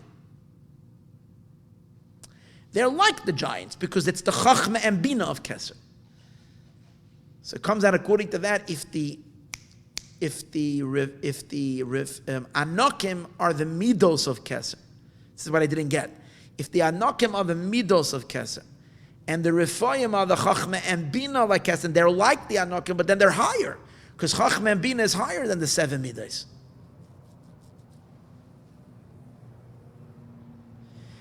Maybe we said earlier that the Shvira is bigger in the midos. So these Anokim, in other words, they were more dangerous creatures, the Anokim, than the Rephaim. Maybe that's what he means. Not in terms of height of spiritual source. Spiritual source, the Rephaim, according to this, is higher than the Anokim. The pasuk says the Rephaim are like the Anokim. So, if he's learning over here that the Rephaim are in Chachma and Bina of Keser, and the Anokim are the Midas of Keser, L'chorah, then they are quite in the contrary. The Anokim are like the Rephaim, not the Rephaim are like the Anokim. But could be, because he said earlier that the shattering of the Midas is much harsher than the shattering of that Esau and Yishmael are much worse than Ammon and Moav. Because their Shvira is not so bad. There's no Shvira. Maybe because of that, the Rephaim who lived in Ammon and Moav are only like the Anokim. They're not as vicious as the Anokim. Could be. That's what's coming to me now. Even though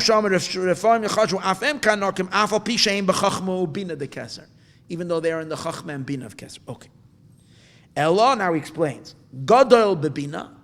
What does it say? 3 things. It says about these people. Am Gadol v'rav v'ram ka'anokim. Gadol is in Bina. V'rav b'chachma, and Rav is in Chachma, and I guess Ram is in Keser. V'zeu ha'keini v'ha'knizi. Shehem b'chinas Chachma u'bina, they are Chachma and Bina, the Ammon and Moav, sheyarshem. Ammon and Moav inherited this land of Kaini and Knizi. Now, V'ayim b'sefer Oirachayim. Now he goes into a little pilpul in something of Parshas Devarim, where over there it talks about the Rephaim. And Moshe Rabbeinu was telling the Jewish people,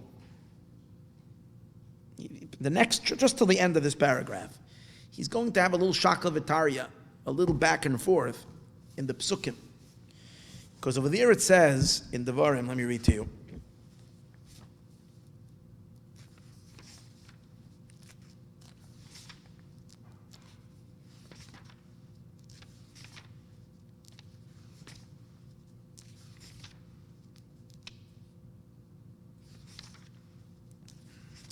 V'daber Hashem Elai, and Hashem spoke to me lamer, saying, this is in Perek Beis Pasuk Yud Ches Yud Zayin. Ata over Hayom es Gevul Moav. You are crossing now the boundaries of the Moabites. Es Or. V'karafta mul b'nei Ammon. And when you're going to be going there, you're also going to come opposite the Ammon. These are the 2 nations we just spoke about. Al Tatzurim, don't antagonize them. Al Tizkabam Achama, and Tizkabam, and don't oppress them and don't antagonize them. Because I'm not giving this to you as an inheritance. Because I gave it already away to the B'nai Lot, Nesatuhu Yerusha. Because I gave it to the descendants of Lot. That's Ammon and Moav. Now, Eretz Rephaim Techashev Afhi. That land is also called the land of the Rephaim. That land, Ammon and Moav, you should know that's the land of the Rephaim. Rephaim, why? Because Rephaim Yashvu Ba Lefanim. Because initially the Rephaim, these giants, lived over there. V'Amonim, and the Ammonim referred to the people who lived there. These Rephaim, Yikru Lahem Zamzumim. They called them Zamzumim. Once you hear that their name was Zamzumim, you did not want to meet these guys in a dark alley. That I can tell you. These Zamzumim guys. Anyways, Am Godol V'Rav V'Ram Ka'anakim. They were a very great, mighty nation like these giants. Vayashmidem Hashem mipneihem. God annihilated these giants from mipneihem, from before the Ammonim, and allowed the Ammon and Moav to settle there. Mipneihem vayirsham vayeshu tachtam. Let me just get you the context. Hashem uprooted the giants who lived in those lands, the Rephaim, that the Ammonim called them Zamzumim. And Hashem annihilated them and settled the Ammon and Moav in that place. Just like God also did for Esau. Kasher Asa libnei Esau. Hashem did the same thing for Esau. Hayoshim b'Seir, they're living in Seir. Now that land of Seir was also once inhabited by the real cavemen that lived over there. Asher hishmit es hachoyri mipneihem. The Chori used to live there. Vayirashum, and they inherited their land of the Chorim. Vayeshu tachtam, and they went in their place ad hayom hazeh, until this day. Okay, fine. So on the previous pasuk where it says, why is he giving you a whole story that the Rephaim used to live there? And so Rashi says, an interesting Rashi. Rashi says, the reason why Moshe Rabbeinu was saying this is because you might be wondering, why am I telling you not to take the land of Ammon and Moav? Why am I telling you not to conquer the land of Ammon and Moav? The Ammon and Moav land is really the land of the Rephaim. And if it's the land of the Rephaim, I promised it to Avram Avinu. When I gave Avram Avinu Eretz Yisroel, I told him, including the land of the Rephaim. That means it belongs to us. And the fact that Ammon and Moav conquered it, it was given to Avram Avinu. It was supposed to go to the Jewish people. So Rashi says, that's what the pasuk is saying. Eretz Rephaim Techashev. It's called the land of the Rephaim because the Rephaim lived there for a while, but it's not really the land. That's not the land that I meant when I promised Avram I'm going to give him the Rephaim land. When I promised Avram I'm going to give him the land of the Rephaim, I'm referring to the land of the Rephaim that lived in Bashan, where Og Melech HaBashan lived. And that I'm talking giving you. The Jewish people actually conquered Og's land and so forth. That I promised to Avram Avinu. That's the land of the Rephaim. But this land, basically what Rashi is saying is there's two Rephaim lands. One of them I did not promise Avram, and one I did. And that's what he learns. Eretz Rephaim Techashev. The reason it's called Eretz Rephaim because Rephaim once lived there. But it's not, that's Avaloizi, Rashi says. Eretz Rephaim, Avalozu Hu Shenesati LaAvram. This is not the one that I gave to him. Now, in order to understand the next piece, we have to read this. Later, the same parsha, Parshas Devarim, it says, when the Jewish people when Moshe is recounting, we conquered Sichon, one giant, and then we went to fight against Og. So Rashi says, Kirak Oig, the pasuk says, Kirak Oig Melech HaBashan Nishar. Og is the only survivor, Meyasar HaRephaim, from the remnants of these giants. In the Arsa Eretz Barzel, his crib, you ever realize the Torah says this? I think most people don't know that Torah says it. His crib is in a museum. That's what the Torah says. Because when he was born, he was such a big baby that they had to find the cradle, a big bed. They built him a big, huge bed as a baby. So today, the pasuk says, they still have his bed in a museum, the Bnei Ammon, because they want to show, take a look who Og, kind of. So they have his crib as in display. Hinei arsei erez barzel aloi hu barabas bnei Ammon. That's what the Rashbam or someone learns. Adayin munach hasham b'makom shenis gadol b'katnusai. People go visit Og's. Just like they used to go to museums those days as well. The Maayon, to wonder shahaya gadol b'katnusai kol kach. He was such a large fellow. Avamitas adam gadol ein regilim latzniya b'makom echad. And in a regular person's bed, you don't put it away. Ki b'harba makomis yesh lamitais. He has bed, but this one they put away because it's special. Any case, so Rashi says, since he's left over from the Rephaim, shahar guam ravav. Okay, hold on. Where is he saying? Oh, so then it continues. V'yaser ha'gilad v'chol ha'bashan mamlechas Og. And now the rest of the Gilad and the whole Bashan, this is the land of Og, nosati l'chatzi shevet ha'menashe. I gave this to the half of the tribe of Menashe. Kol chevel ha'argoiv l'chol ha'bashan ahi, l'chol ha'bashan ahu yikarei eretz Rephaim. That's what is called the land of the Rephaim. So Rashi says, that's the land that I promised to Avram. And that's what I'm talking giving you. Ahu Yikaretz Rephaim. He oisa shenasati l'Avram. That's the one that I gave to Avram. That is Rashi's Pirush. The Or HaChaim, however, now let's read inside. The Or HaChaim takes issue with Rashi. And the Or HaChaim says, you don't see anywhere in the Psukim by Avram that you should be machalik between two Rephaim's lands. That there's two groups of Rephaim. Apipashtis, Hashem gave Avram everything.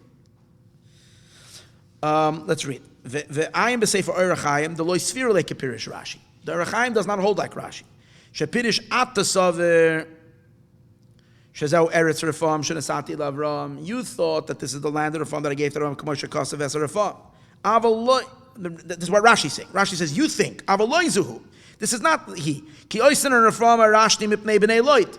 Those Rephaim I never gave to Avram. That I gave to the children of Lot. That's what Rashi says. But the Or HaChaim argues, V'datoi, and what is his opinion? Ma'acha shaloi pirish la'Avram min Rephaim. Since the Eibishter did not say to Avram Avinu, I only mean these Rephaim, not those. Elastam, kol Rephaim b'mashma. It implies all the Rephaim, all the giants. Elafiza yiksha be'emes. So then you'll have a question. Eich nasa mishal Avram lebnei Lot. If the Eibishter promised it to Avram, if those Rephaim are part of Avram's promise, how is he giving it to the Bnei Lot? Yerusha she'enish lehem klal, doesn't belong to them at all. V'ayin sham sheherich lefalfel b'zeh. Look in Or HaChaim that he has a long arichus and a whole pilpul in this. The Masha Pirish Rashi al lechol habashan hahu yikarei eretz Rephaim. Rashi is mefarish that when it says ahu comes to exclude the other Rephaim land. That's what the word ahu comes. Hu oiseh shenasati l'Avram. Sha'ama ve'esa Rephaim. She'ein hechrich l'zeh. The Or HaChaim says it's not a hechrich. B'diuk the tevis ahu lamat. You can't be mamat. You can't derive it from the word ahu. V'soif daito. And he goes back and forth. But in the end, his das is shemeshal Avram nasan lebnei Lot. That the Eibishter Taka gave from what he promised Avram, he gave it to the Bnei Lot. V'chein pirish, because Lot is still Avram Avinu's shtickle inheritor. V'chein pirish b'masha kasev Rephaim yachashvu afheim ayin sham. That he learns when it says Rephaim yachashvu afheim means that Taka yachashvu. They are Taka Rephaim. These are the Rephaim, the real Rephaim. He learns different than Rashi. Rashi learns Rephaim yachashvu. They're only people think that they're Rephaim. He learns Rephaim yachashvu. They really are Rephaim. Ubedivr mezal b'medrash al masha kasev es Rephaim zehachivi. It's the Rephaim that are of the Zion Ummah, so they're definitely part of it. However you're going to cut it, loy nasan eretz Rephaim lebnei Yisroel. But whatever it is, either like Rashi, they never gave that land at all. It was never given to Avram. But according to the Or HaChaim, for sure, what? It was promised to Avram. Yet what? It wasn't given to us then. So what? It was given to Lot. But Hashem did promise it to the Jewish people. It will come later. Till the days of Mashiach. Shehem, Akeni, Knizi, Shem, Amen, and Moav, Edom, these three nations. V'gam lo nechshav eretz Moav b'chlal eretz Yisroel. We also know that the land of Moav is not b'chlal called part of Eretz Yisroel. As it says in Sifri, Asher Hashem noisen lach, that Hashem is giving to you. Prat le'ever hayardein, it excludes the other side of the Jordan. Because part of the land of Moav, by the way, I want to tell you this, I mentioned this in my shir on the Golan that I gave a few weeks ago. Part of the land of Moav was conquered by Sichon. And once it was conquered by Sichon, it became permissible for the Jewish people to take it. Yet, even that slice of Moav that did become ours, you see in the Sifri, it's not called completely Eretz Yisrael.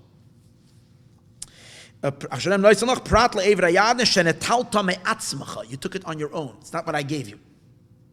It's not really included in Eretz Yisrael.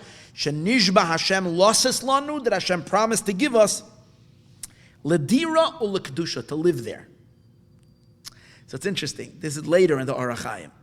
Later the Orach Chaim, he's asking, how can the Sifri, if we're saying that the Eibishter did promise these lands to Avram, so how can it say in the Sifri that Hashem did not give it to us? You took it.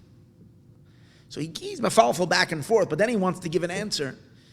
He says that when Hashem promised Avram Avinu the lands, he promised to give him 10 lands, 10 different countries, but not necessarily that they all have the same usage. 7 of them are going to be for holiness and for settling. 3 of them belongs to us. You know, we can collect rent from there. We can use it for different things, but they're not meant for dira and kedusha. He says, just like we find in Eretz Yisrael itself, there's 10 levels of kedusha. There is lands that belong to the Jewish people, but they're not ledira. They're not meant for us to live there, and they're not meant for holiness. That's what he says. That's at least currently. And Mashiach will come. But this will all not answer the question we asked earlier. If we're going to explain that the Keni, Knizi are these 3 powers of Keser, Chachma, and Bina. If there was no Shvira, if there's no Shvira, so there's no Tikkun. Shal Yedei Torah Mitzvahs, which comes to Torah Mitzvahs, which for this reason it wasn't given to the Jewish people, like we said earlier. So why is Hashem giving it to Avram Avinu in the first place? If it's not something, the Eibishter giving us stuff to fix. If this is not part of the fixing package, so then why did he give it to us in the first place? And if you're going to say this is referring to Mashiach's days, this is also not understood. How the Jewish people are going to arrive to this present? We are Zaycha to Eretz Yisrael through our working goals in Chutz Li'aretz. That preps us to get Eretz Yisrael and to complete the work. But if it's not Shayach at all, it's not impacted by Torah mitzvahs. Torah mitzvahs is be'ikr fixing the emotional range. So how are we even going to get that? It's ultimately mavar the 7 midos. Shu be'eretz Yisrael levada, which only relates to Eretz Yisrael canal. So what shaychus do we have to these lands that are bechlal levels that are not within our range of repair and therefore of reward? So on this, the Rebbe is going to answer. Let's do another page. We'll see how long you'll hold out. Maybe we'll do more. Maybe we'll do 5 more pages. I don't want to leave 40, 50 pages for the last year. We're going to have to take everybody out on stretchers, chas v'shalom, if we leave it all for the last week. I've allotted myself 4 weeks or maybe 5 weeks to teach this Maayon. Remember, it's 104 pages. We're holding just page Yud Beis. We have to go till Kuv Dalet. There's a whole lot of knowledge over here. Not tonight. Tonight we're not going all the way. Right. Plenty of time.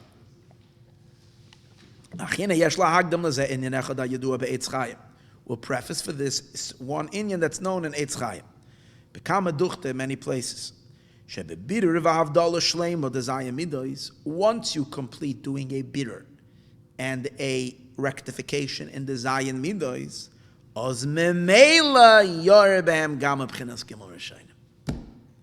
that's the secret. That once you do the work on the 7 midos, you get as a bonus automatically the other 3 manifest. Where do we find something like that? We find it by Sfiras HaOmer. We count 49. The 50th is already beyond the scope of the 7 emotions. Yet the 50th is already the 50th gate of Bina. The 50th gate of Bina. We know that in Bina is already Chachma and even Keser. That means we get a gift of the 3. It comes down automatically. Once the emotions are rectified, the powers of the intellect are going to come b'derech memela. So that's the idea. Once we finish all our work, we started in Eretz Yisrael, by the way. And once we're done, we did the work in Eretz Yisrael, we go down to the nations. It's all subcategories of Eretz Yisrael, all the 70 nations. So we scatter, we finish. Once we're down to the bottom, we're done with that. Then we can invite in Keser Chachma and Bina already into the experience. The Keser Chachma and Bina, Gam Mibchenes HaMakifim, the Keser Chachma and Bina. I don't know what he means to add over here. Not just Keser Chachma and Bina, but even the highest levels of Keser Chachma, even the Makifim of Keser Chachma and Bina, all come down as a result. When you'll first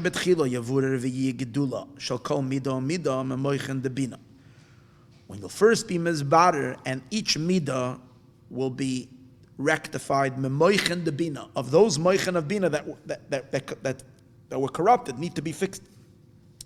And how do you fix it? When you integrate the midos one with the other, when you bring a harmony into the midos. And that means they're governed by the mind.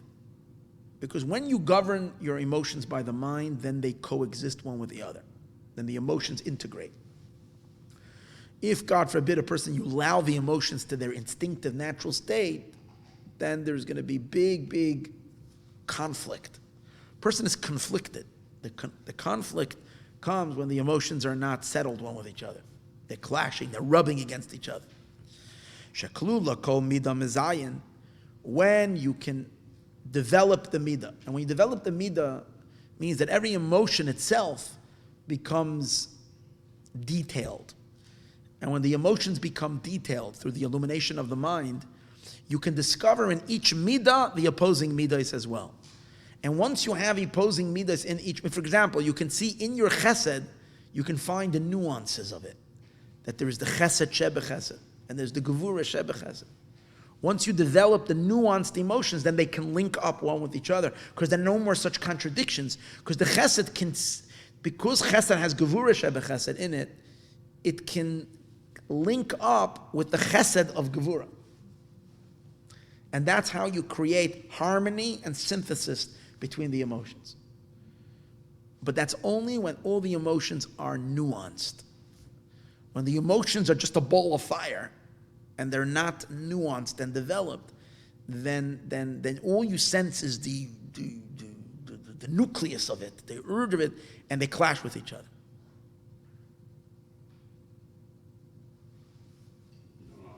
What's the idea of negotiations? Let's understand something. What's the idea of negotiations between two parties? You want to negotiate. You have two, the teachers in Los Angeles go to strike.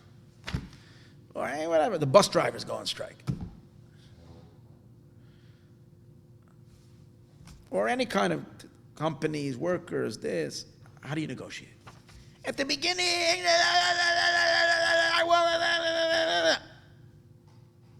you sit them down at a table.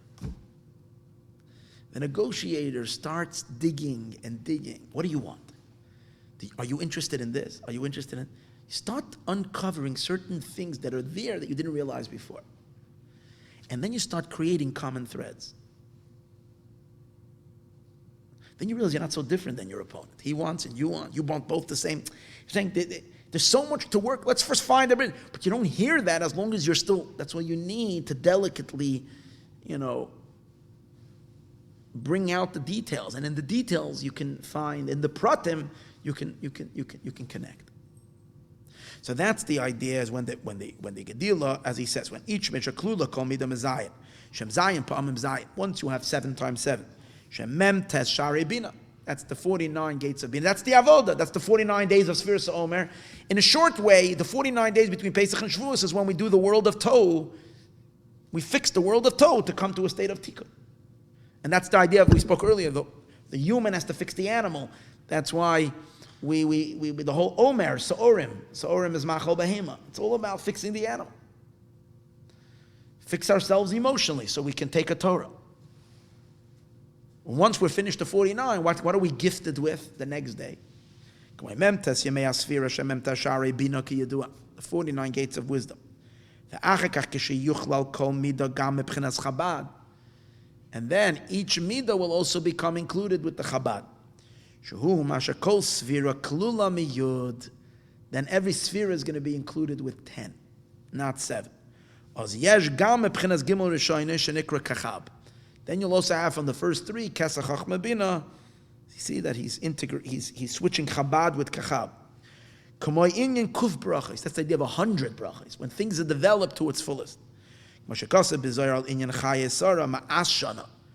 shana is 100, that's the completion of Sarah's years as 100. The 127. So 20 is Chachma and Bina. 7 is the 7 emotions. So you include the Chachma and Bina into the 7, it's 27. And there's the 100, which is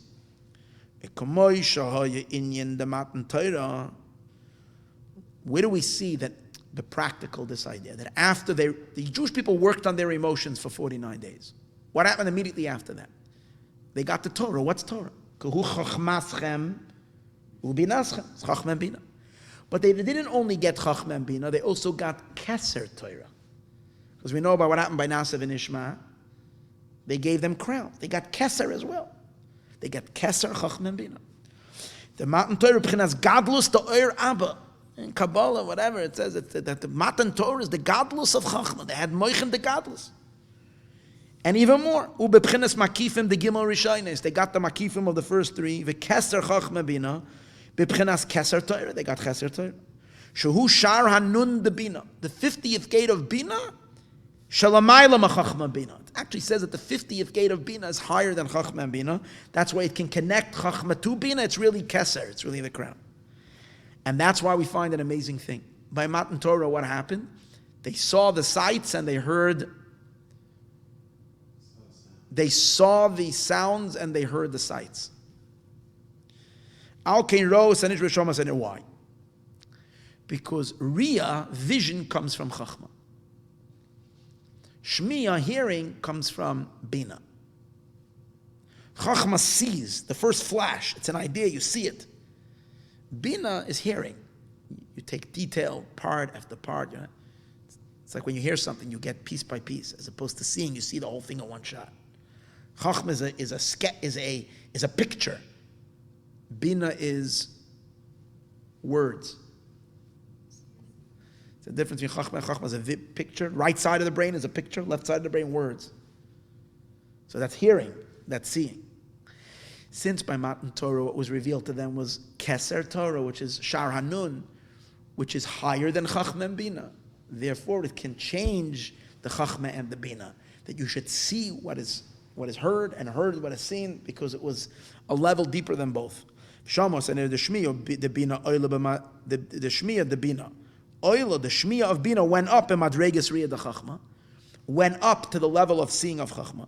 The Riyah the Chachma and the Riyah of Chachma went down B'Shmiya the Bina, into the hearing of Bina.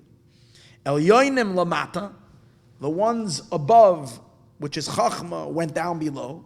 The Tachtoinim and Bina, which is below, Lamaila went up, because something beyond them revealed. Where do we find that? Moshe Rabbeinu, what was he Zeicha to? Right at the moment, it says, Moshe Rabbeinu generally in his life was only Zeicha to the 49 gates. Only when he passed away, he was Zeicha to the 50th gate. Like it says, Hashem said to him, go up to Har Nevo. So the Arizal says, Nevo is Nunbo. Go up, right? Ascend to the 50th gate. What happened with Moshe Rabbeinu Tak at that moment? Once he went, I want to read the point.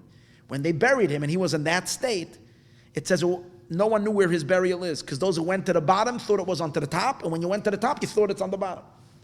This is the whole idea of Al Yoinim Lamata, and the same thing happened to the Jewish people during Matan Torah when they also got the 50th. Each one thought it was somewhere else. Those over here thought it was there, those over there thought it was here. And there too, no, the Riyah and the Shmiya switched. You saw the sounds and you heard the sights. So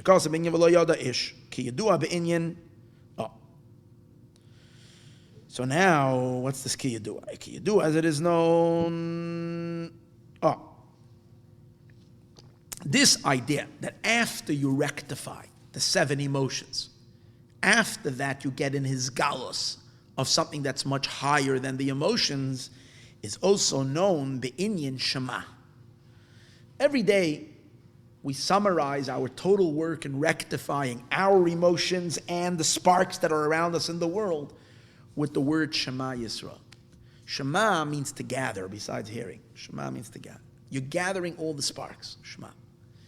So it says in Kabbalah that if you look at the word Shema, Shem, you have the word Shem, Shin Mem, Ayin. And the Ayin is a large Ayin. So it says in Kabbalah like this.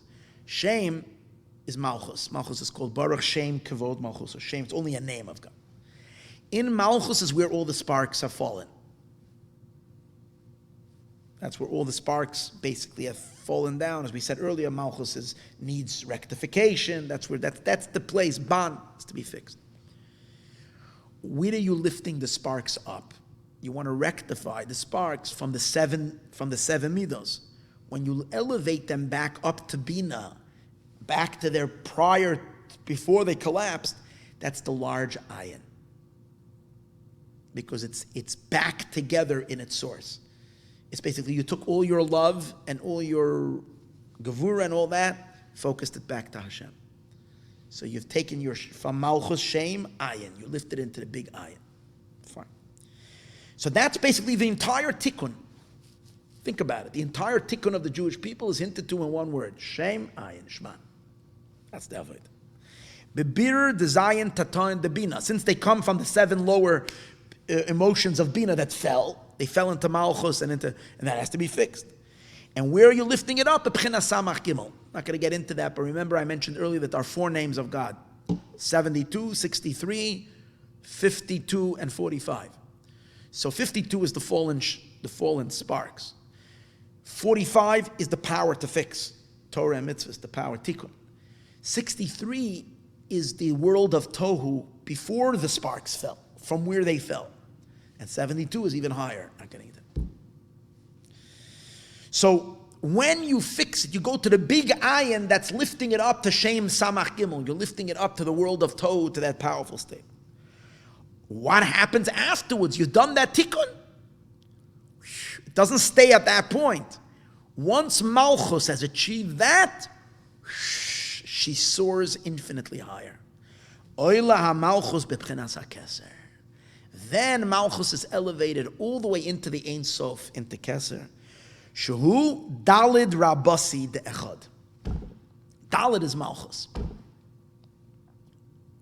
Because we know there are mainly four, in the Merkava, there's Avram, Yitzchak, and Yaakov, Chesed, Gevurah, Tiferes, and then Malchus, the 4th. Because the other 5 spheres, the 4 spheres, Netzach, Hod, Yesod, Netzach, Hod, Yesod, the other 3 are just offshoots of Chesed, Gevurah, Tiferes. Malchus is the main next one. That's why in the Merkava, David HaMelech is the 4th one. So Malchus is Dalid. For many other reasons, Malchus is called Dalid. A large Dalid means Malchus in a very high state. That Malchus is elevated now to Keser. Dalid the Echad b'makifim the Keser Chachma Bina. The Echad, like you find, Echad is Gematria Yud Gimel. Echad is 13, and we know that in Keser is the number 13. 13 Midas Harachamim is in Keser.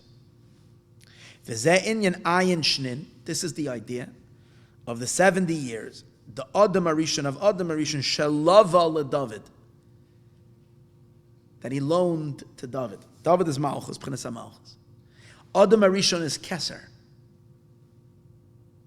So once David HaMelech rectifies the 70 years of David, so somehow it's related to Keser, to the years of to the Adam, which is Adam. Shazau kamay zaken ben ayin shana. That's why you find when a person reaches 70 years old, then they can already experience a certain gadlus hamoichin. That's the meaning of zakein. Zeshakana chachma. The kesa chachma bina kamoy b'matan Torah shenidma lahem kizakein. That's why Hashem tak appeared to them like a zakein. That's the maturity of mind. Chachma bina kesa. V'chein raya oid, another raya. That after we achieve perfection of the emotions, then there is an explosion of light coming from above that's way beyond it. Miyud Gimel Midas Harachmim, again the 13, which is Keser, 13 Shenimshach b'Yom HaKippurim, which is the first raya was from Shavuos. After the Memtes, we get Matan Torah, which is Gilui HaKeser. But similar to that is also after Yom Kippur. We do tshuva. And what's tshuva? Rectifying in a sense, even more than the 49 days. It's rectifying everything, converting all the darkness to light, all the sparks of holiness. And what happens on Yom Kippur? We get Gilui of Keser. Shenimshach b'yom Kippur al yedei tshuva shezeh makifim the Keser shalamayla mechachma bina. Kamoy lamayla gam mishpat Torah. How do you see it's higher than Chachma? Torah is Chachma. The laws of Torah says that certain things you can't fix. Comes tshuva, you fix everything. L'sloyach la'avonos, to forgive the sins that the Torah says are bad. Because it's a gilui, it's a revelation from Keser that's beyond. It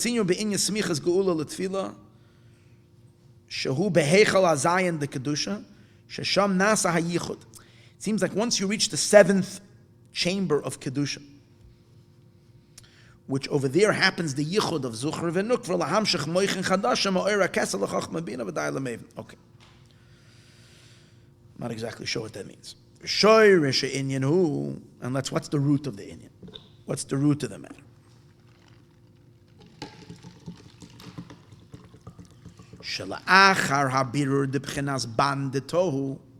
Now we explained it on one. I was giving you the shorish. After the rectification of ban of tohu, ban is the fallen sparks. We said 52.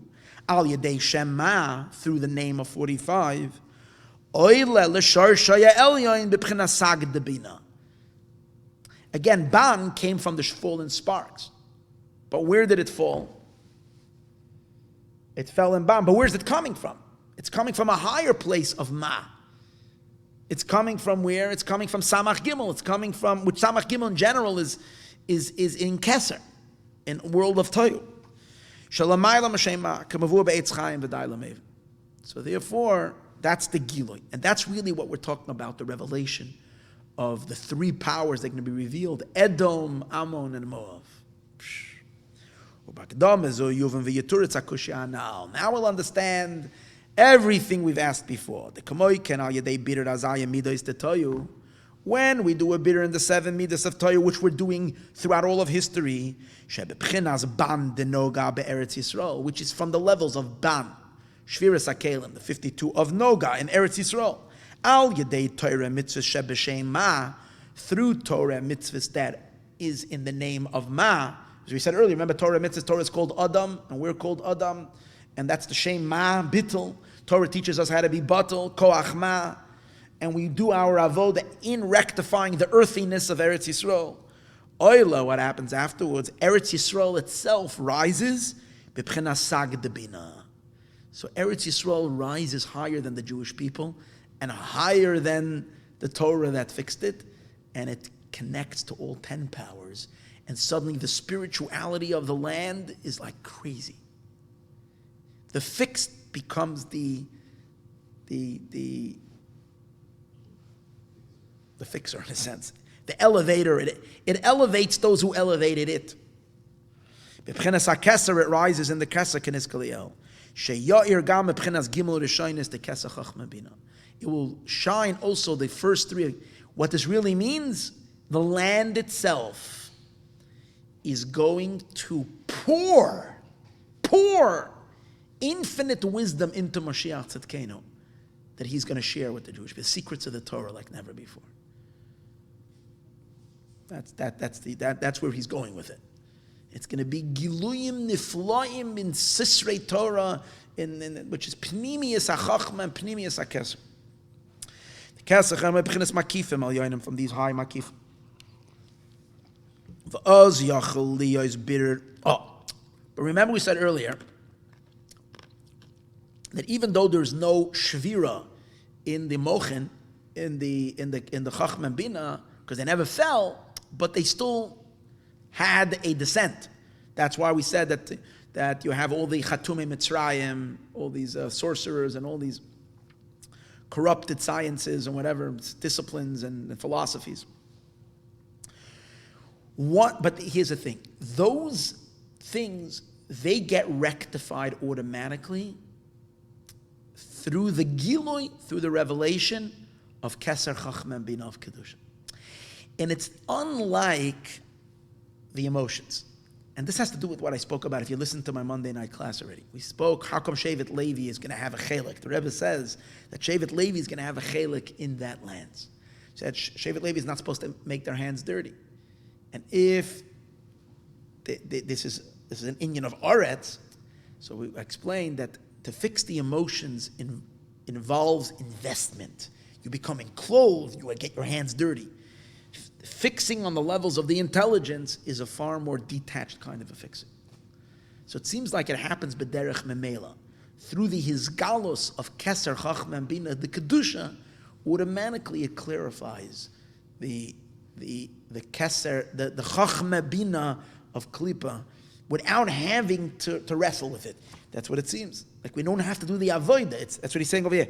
Va'oz yachaliyas b'chenas bitter v'halah the Keser Chachma Bina the Klippas Noiga of Klippas Noiga shen hakeni v'haknizi shen Edom v'Ammon or Moav k'niskal, which is Edom and Ammon and Moav.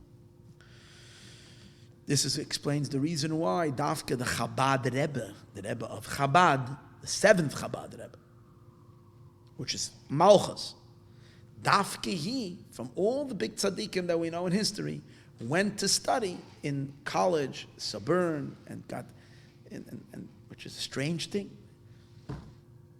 And it was more than.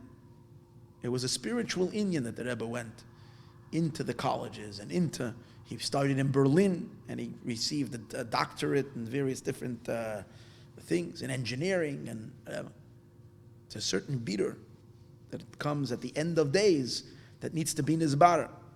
Ki yidua be'etz chaim, as it says in Eitz Chaim, the chol ma'im the matziv. Now, there he brings up a shvere inyan in Eitz Chaim, which I don't really understand so much on what exactly is it shaykhis over here. Maybe, okay, let's read it. Let's see if we can. That the entire standing of the powers of the chitzonim of Klipas Noga, which their entire structure,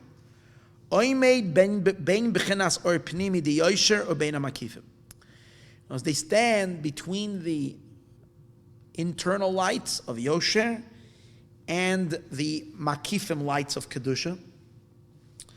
Acharayim el hamakifim. Their backs are to the Makifim. Upneim el pnimi. What that means is, I'll be pashtus again, it means so much more, but just a little, is that their yenika, the powers of the chitzonim, of negative forces, they derive energy from the koiches pnimiyim in a much deeper way. That's why their face, which is their main striving, is to the koiches pnimiyim, because over there they have strength to battle, to do battle. The makifim of kedusha are too powerful, so their backs are to them. But they can't even look at them at the koiches makifim. The koiches makifim of kedusha are too powerful. They're going to burn them. But the fact that their backs are to them means that they can be makabel yanika from the makifim as well. Ki lo yuchlu le'stakel b'makiv, they can't look in the makiv. Shelo yavatlu lagamri, it will completely nullify them. V'omnam mepchenas or pnimi, from the internal light, the yosher, which yosher generally means oros that goes into kelim. Hem mekablam atamtzis, they're able to get their v'hapsoles, the tamtzis, the leftover, the psoles. Mechitzonius, the chitzonius hakelim levadam. Those they're getting the dregs, because the main energy remains in kedusha. But avo b'pchenas makifim the igulim yecholim gam hem lekabel yaniko liyoisel lamaylam b'pchenas agbolis or bekeli, which goes in makamachim in alba shadayim kadres. V'chein inyan ahole kedar ki inyan mashakasa parale yadaiti esavaya the tikun. So all of this is supposed to be a kind of a interjection, related to what we were saying earlier, and I don't get this. Once you have the gilui of the makifim, maybe he means that they can't, he said earlier, they can't look at the makifim. Once there's a gilui of the makifim, they will be fixed automatically. It will. Maybe that's what he means. I'm not exactly sure why he brings it.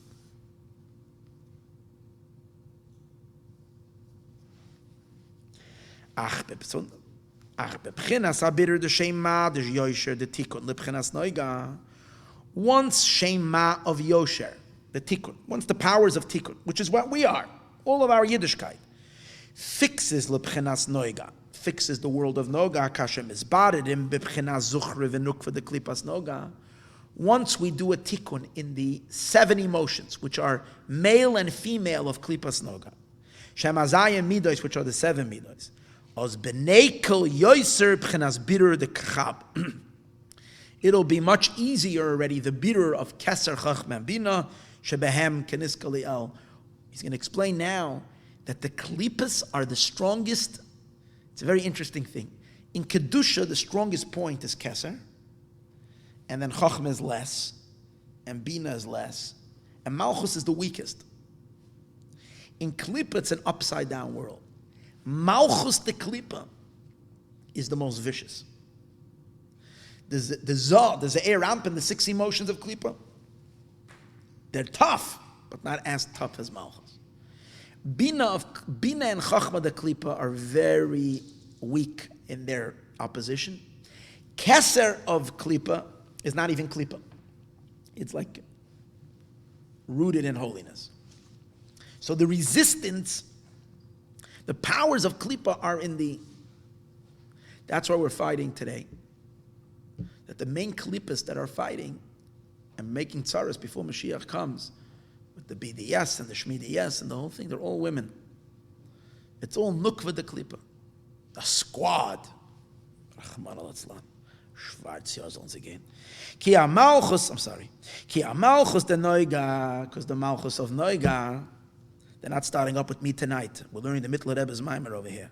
Ki ha-malchus de noiga, because the malchus of klipas noiga, kasha makulam is harder than all of them. Ubchinas dachar, the male element of klipa, benekel yoysa love lebchinas bittul alakus. It's easier to bring him to bittul. Ubchinas chachmo bina bam yoysa lebchinas bittul. And chachma bina come quicker to bittul v'hiskalulus. Ubchinas hakeser shenikra atik yoyim the klipas noiga, which is called the atik yoyim, and is battle v'nichlal bekeser the kedusha. Is already battle. Shakala gavoya beklipas noiga. Everything that's higher klipas noiga battle the kedusha beyoyser. Is more bottled to kedusha. It says in that day God will shave the head of the.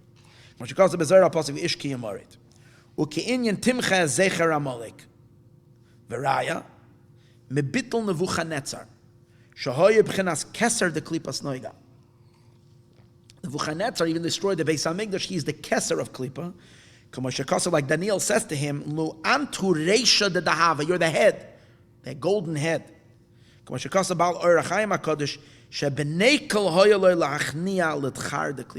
says that Nebuchadnezzar had some bittul. He walked, he stood up for Hashem, and so on and so forth. It says in Orachaim, I don't know where, it doesn't bring exactly where, or he says it's in Parshas Vayechi. So I didn't get a chance to read the whole Orachaim of Parshas Vayechi.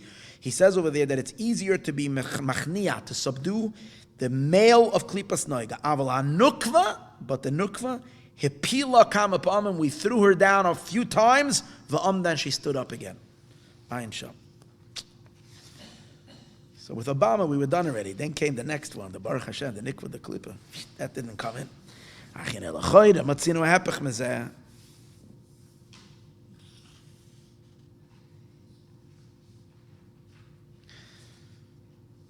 Okay, I think I'm going to call it a shot over here because I didn't even get to prepare really much further. And I know that everybody's very tired.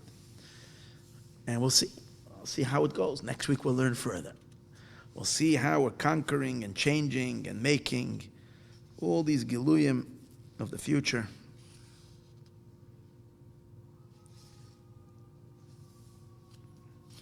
So you're hooked on this? Should we continue next week? Yeah. This is good. It's good stuff.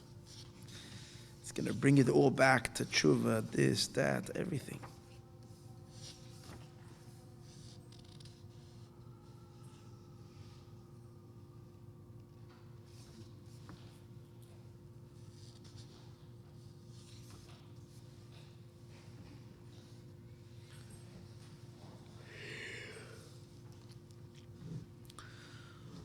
I hope this doesn't become a